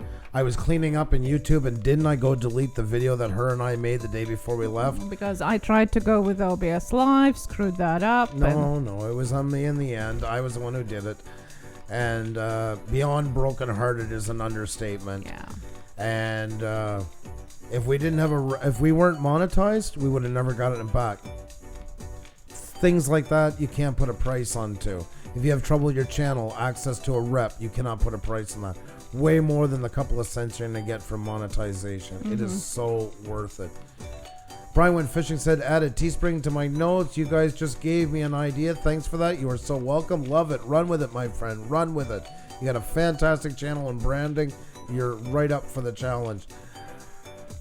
Simply Casey says, hashtag Blue Ridge Group is awesome and Puša Studios is awesome. Well, you're awesome. That's what makes us awesome. So thank you so much for bringing your awesomeness here. Oh, Tamara actually watched our wedding videos over the weekend. Oh, that is so cool. Our Viking wedding. That is awesome. That video is just taken off on its own. It's unbelievable how that thing went. It's crazy. Yeah, I know. Yes, and you can get super chats. That's true. In the live streams, you can activate super chats with 1K. Yeah, that's true too. And the 4,000 hours you still need. Yes, yeah, you have to be monetized. Yeah. just so nobody mistakes us on that one. Just doubles. What is a community page? A community page is a place where you can connect with your followers. You can post your links to your videos. You can post pictures, short videos, GIFs, polls. It's kind of like It's like a timeline, like on Facebook, kind of like that. But you can use it to connect with your followers, maybe ask a question. It's more a keep engagement. YouTube still haven't been too clear about analytics on that, although pretty sure there are some because sometimes it pops up in your YouTube Studio Beta analytics. All of a sudden, the stories pop up or a video pop up in the analytics from it. So something is going on there. How's the weather here? It's going to be rainy and windy tonight. Yeah. Rainy and windy, and most likely bringing cool air along with it. Oh, thank you so much, Riley. Do appreciate that. Your kids are really cool. Thank you so very much. How do I add Teesprings? Well, you're going to go to teespring.com and create an account there. And then they have a lot of tutorials there that you can follow. But you got to create an account first there. And then you just add the link to your account, your store, into your description. But first of all, just create an account and figure out how to make your merchandise there. As Andrew says, you can always find any information on tutorials on YouTube. That's right, guys. We do it all the time. Even when editing with Premiere, and I've been working for years, I want to do a technique, I want to do anything, that's the first place I go. Go type it in.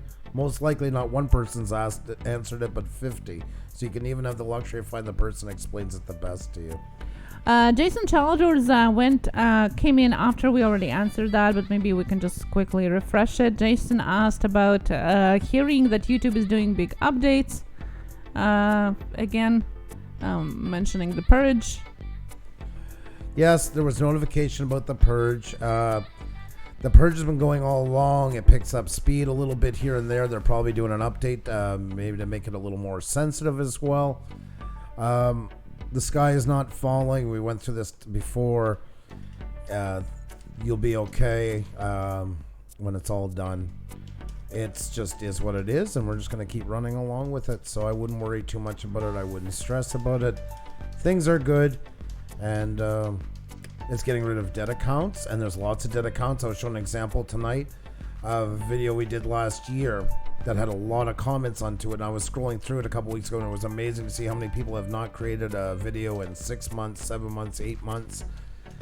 And if they're not doing anything with that channel, it's a dead account, so they're going to remove it, and that's fine. It makes room for new ones. So I know we're going through part of it right now. I can tell the way it's going because a lot of channels have been messaging. We're getting notifications through email, this channel subscribe, and the number's going up and down and up and down and up and down. It's purging them out. What can you do? You can only cry about it so much. It's going to be where it is when it's done, and keep moving on. We have two choices. Either we run with it on YouTube or we give up YouTube. It's not going to change for us, so it's not worth putting ourselves through panic attacks for it, unless your channel is just botted up the wazoo or anything like that. Then I would say maybe worrisome, but other than that, it'll be okay. Robert Reed also asked, when I make my videos private, what happens next with my views?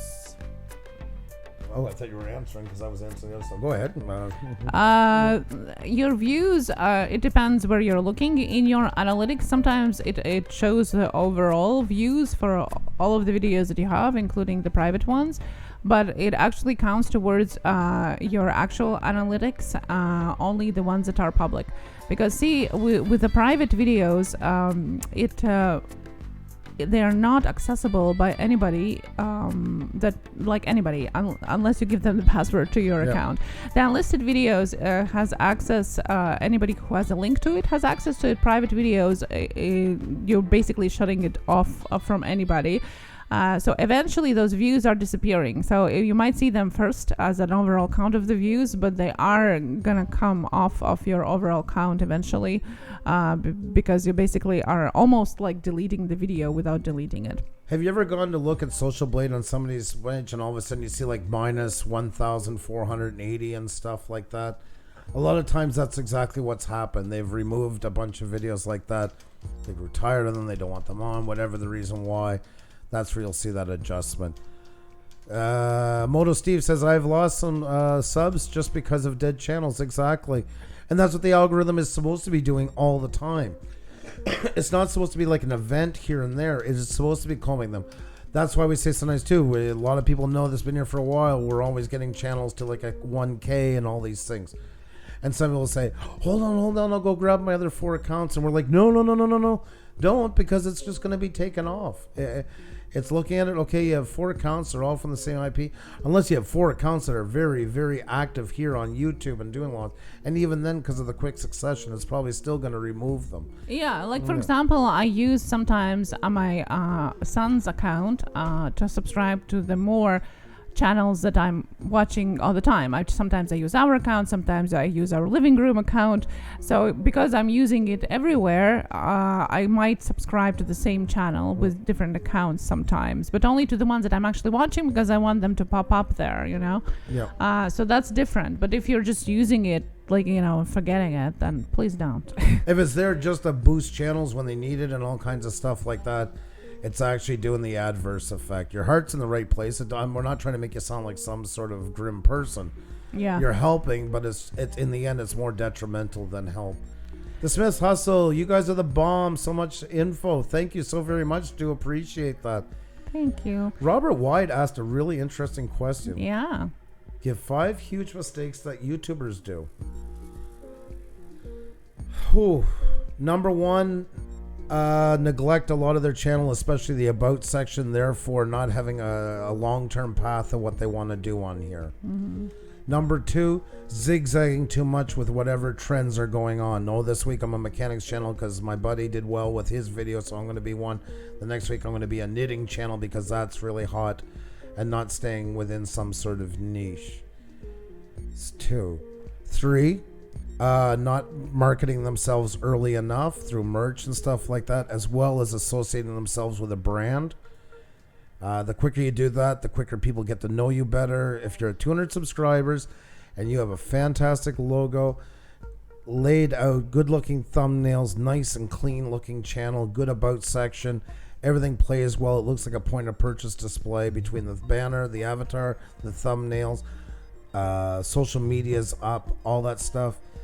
And you're already off to the races, and then you can even on top of that start merching out what you do, and you can get some great success with it.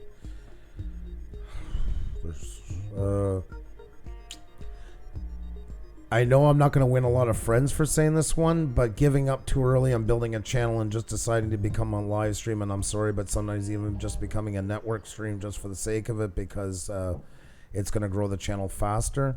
That's a huge mistake and ends up killing some channels. I've seen that many, many, many times. Many times. Number 5,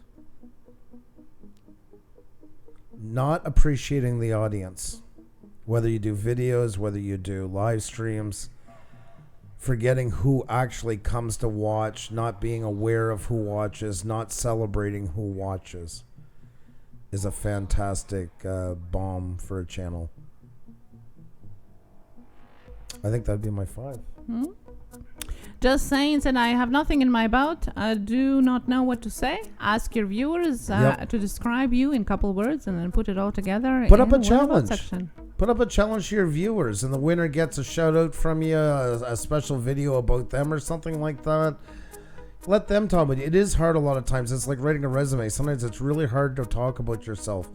And sometimes it's so much easier. And some people are just so good at doing it, they can help you out at a moment's notice. So, do you have your other channel subscribed to the Puša Studios channel? No, because first of all, we only have the Android Xenia channel where we have our wedding video on that you can check out.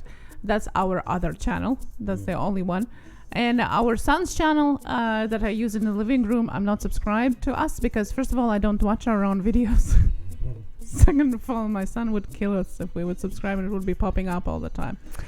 So that, like I said, only subscribe with the channels that you're using. So obviously, no. Yeah, there you go. Andrew's going to be... It's not up yet. Oh, okay. So that's our Viking wedding video is on our personal channel that we used to use to watch YouTube a long time ago, and now it's just there. That's right. So there it is. The cat's out of the bag. There's our personal channel. Yep. 120 Acre Wood. It's great to see you. I hope you're doing fantastic. We're just showing off our personal channel. It only has 2 videos on it, I think. Or 3. Oh, it has me singing. It has our family saying happy birthday to my uncle. And it has this. That's it. I think that's it. I was wondering when that question was going to come up. Robert Wide, why sub for sub is the worst thing to do? Okay. Why is sub for sub the worst thing to do? And I'm going to just shoot from the hip. I'm not going to get into a great big debate about everything and that. There is a huge difference between networking and sub for sub. It's just fun to gray the lines when there's nothing better to do. Sub for sub is turning subscriptions into currency. You do this for me, I'll do this for you. Explicitly stated, without a doubt. That's why you see some come in here now, sub me 21, sub me back, and blah, blah, blah, blah, blah, blah. And you see how quickly they're removed. Why? Because they're gone. They can barely even remember how to type your name to let you know that they just did it. There's no chance of them ever watching what you do again. It's gone. It's past. The number's there. They moved on. And you end up with a bunch of subscriptions and nobody watching what you do. And that's a great way to kill your channel. Networking, I'm going to tell you straight out. I've said it since last year. We are a commercial for channels. We put them in a good light. But once they go over, it's your job to keep them there. If your channel's not in good shape, you don't have engaging content, banners, thumbnails, playlists on the homepage, all those things, it is what it is. It's just going to be a pop and it's gone. But we do have great channels that people go over to and actually keep following because the content is worth staying for. It's very captive when they get there. Once again, the artwork, etc. and everything. But sub for sub is just nothing but empty calories. Nothing but empty calories. Yeah, BioLife, that is our wedding. That's right. We got married in Iceland in 2014 on Canada Day, July 1st. Xenia's originally from Latvia. And yeah, that's it in a nutshell. We had a hurricane that day. It was 95-kilometer winds. And anybody who's ever watched the TV show Vikings on the History Channel, Xenia's wedding dress is crafted from Helga's wedding dress where she married Floke. We had a designer downtown that does wedding dresses and medieval clothing. So yeah, and it was your idea. Yeah. But I exactly in a way. Who wrote that? 120 Acre. Yes, because we want to make real friends, be real community. Yes, but I want to say too that there's sometimes a little too much of the community kumbaya stuff. I guess I'm letting all my cat out of the bag. We also can't turn into a book club in here as well. And it's like, oh, we're in this group and we're going to each watch each other's videos because that's basically what it is. Oprah might as well come in every week and hand us a new video to watch. I watch your video, you watch your video, I watch your video. It just goes around and around and around and around in a circle. And that's like, if you've ever seen a tire spinning in the mud, it pretty much comes down to... I've had a big problem with community, and I actually forbid to even use the word for almost 6 months. And I became kind of notorious, wouldn't say famous, but definitely notorious for it. And got all kinds of people like, oh my God, I said Pusa Studios doesn't like community. Sorry, I said, I didn't want people not to say community. I wanted them to think about what it means. Because when YouTube was created, the whole idea was we were all under one community, not divided, not splintered, but all creators. You have to look at it like the universe we have and how many multiple universes there are that we have never explored yet. There are so many of them here. There's 2 billion channels, guys. No, not every one of them is active, but there are so many thousands of universes, not planets, not stars, universes that we all don't know the others exist. And when you get into the community thing sometimes, and I didn't mean you away, I just gonna answer as truthfully as I can. Like, yes, we are YouTube, exactly. There should only be one community when it's all said and done. And that's all of YouTube.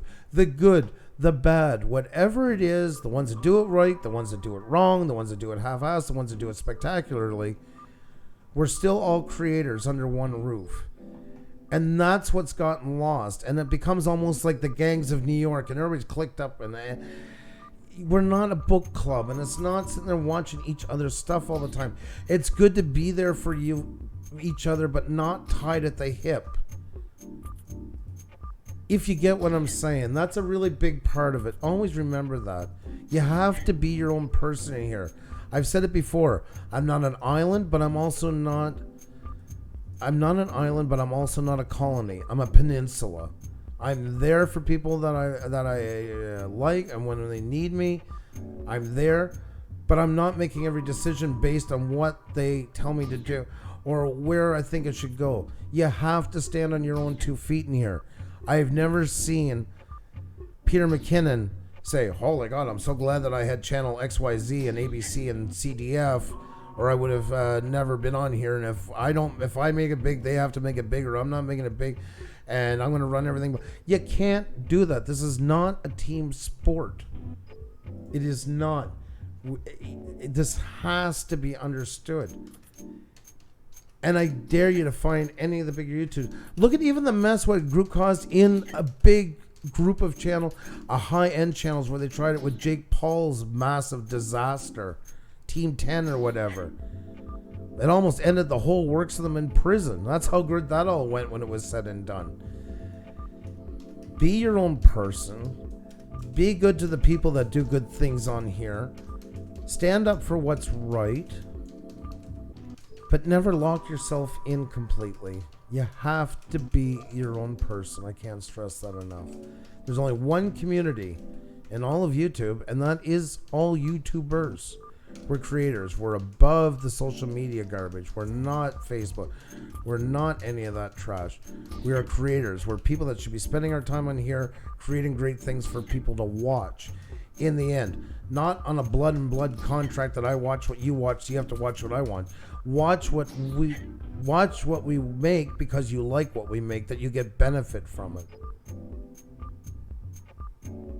That's important to realize. Always make sure that it's on the understanding that you get benefit for being here.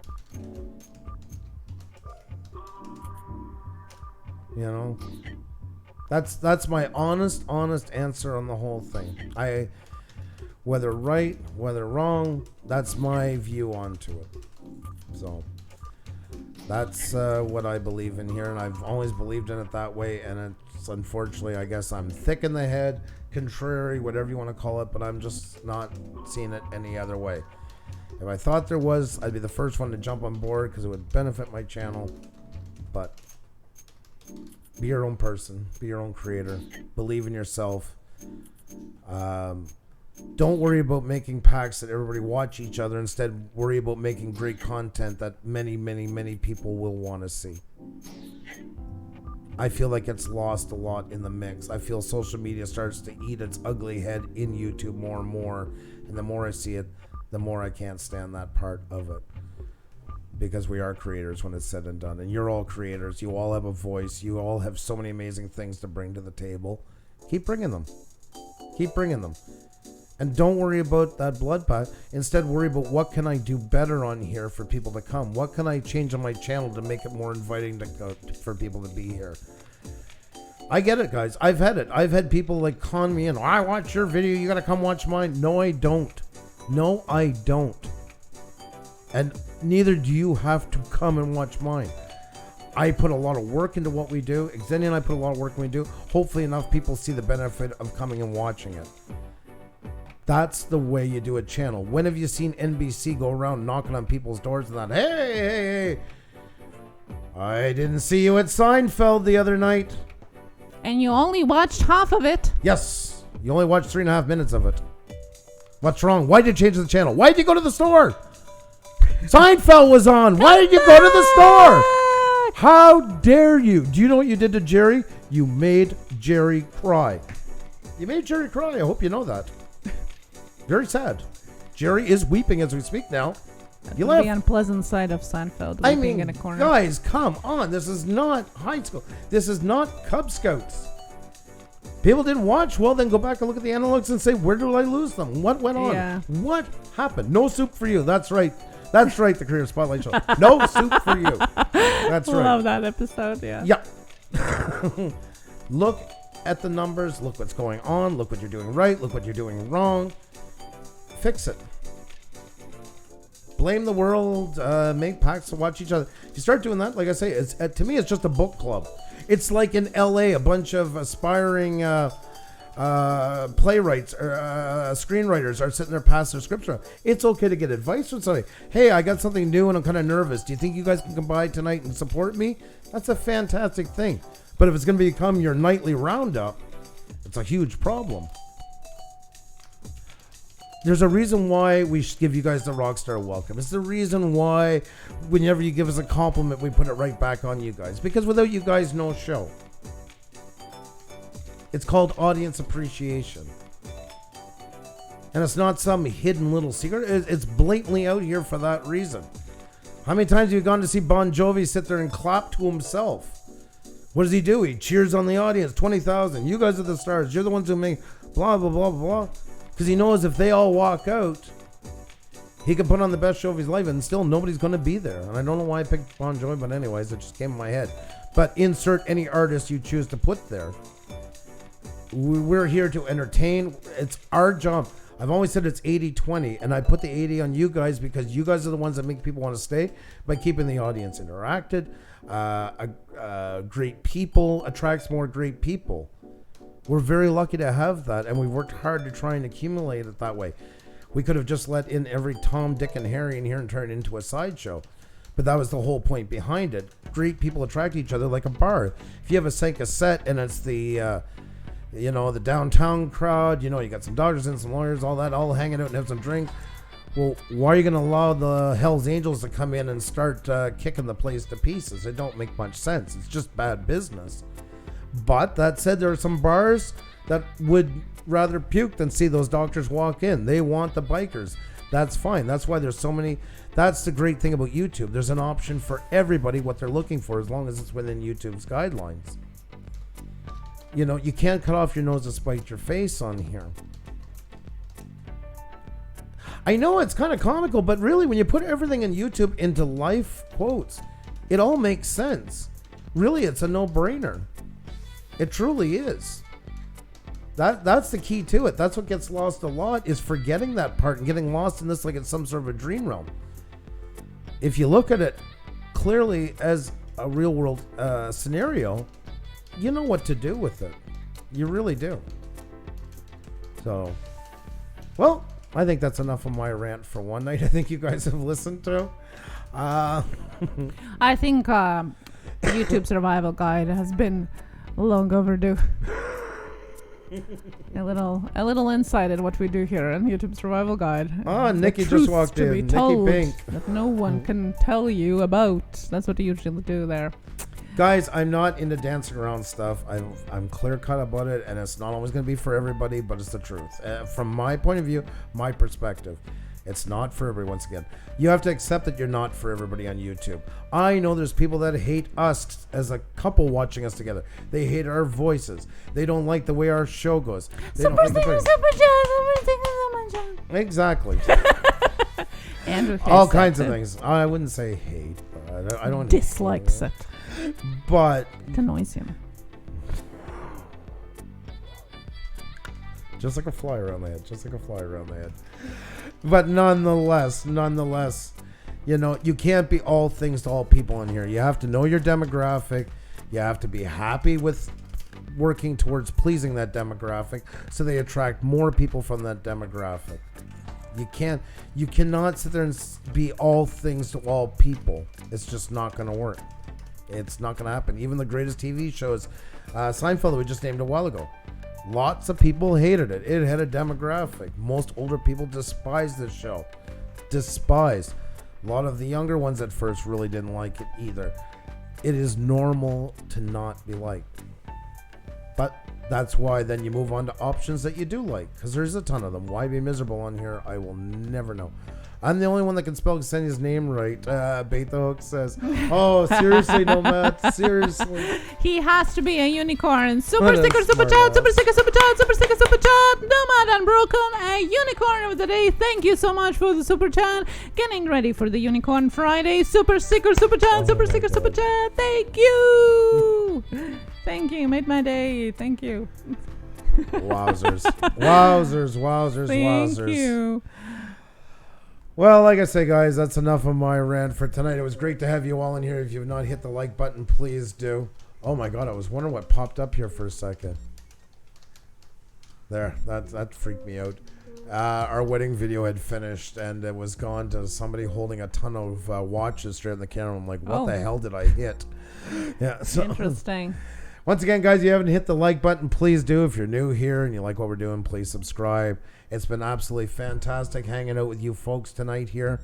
Always love Tek Talk Tuesday, our favorite day of the week. We really just get to chat with you guys. Thank you so much for everything you do for us.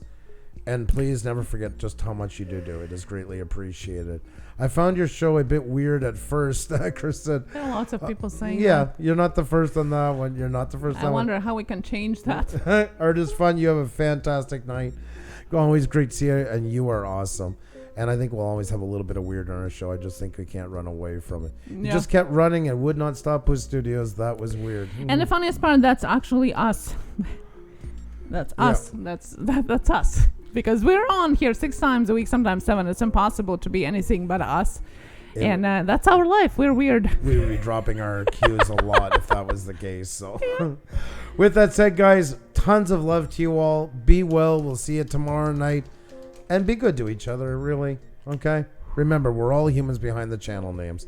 Have a great night. We'll see you soon. Take care.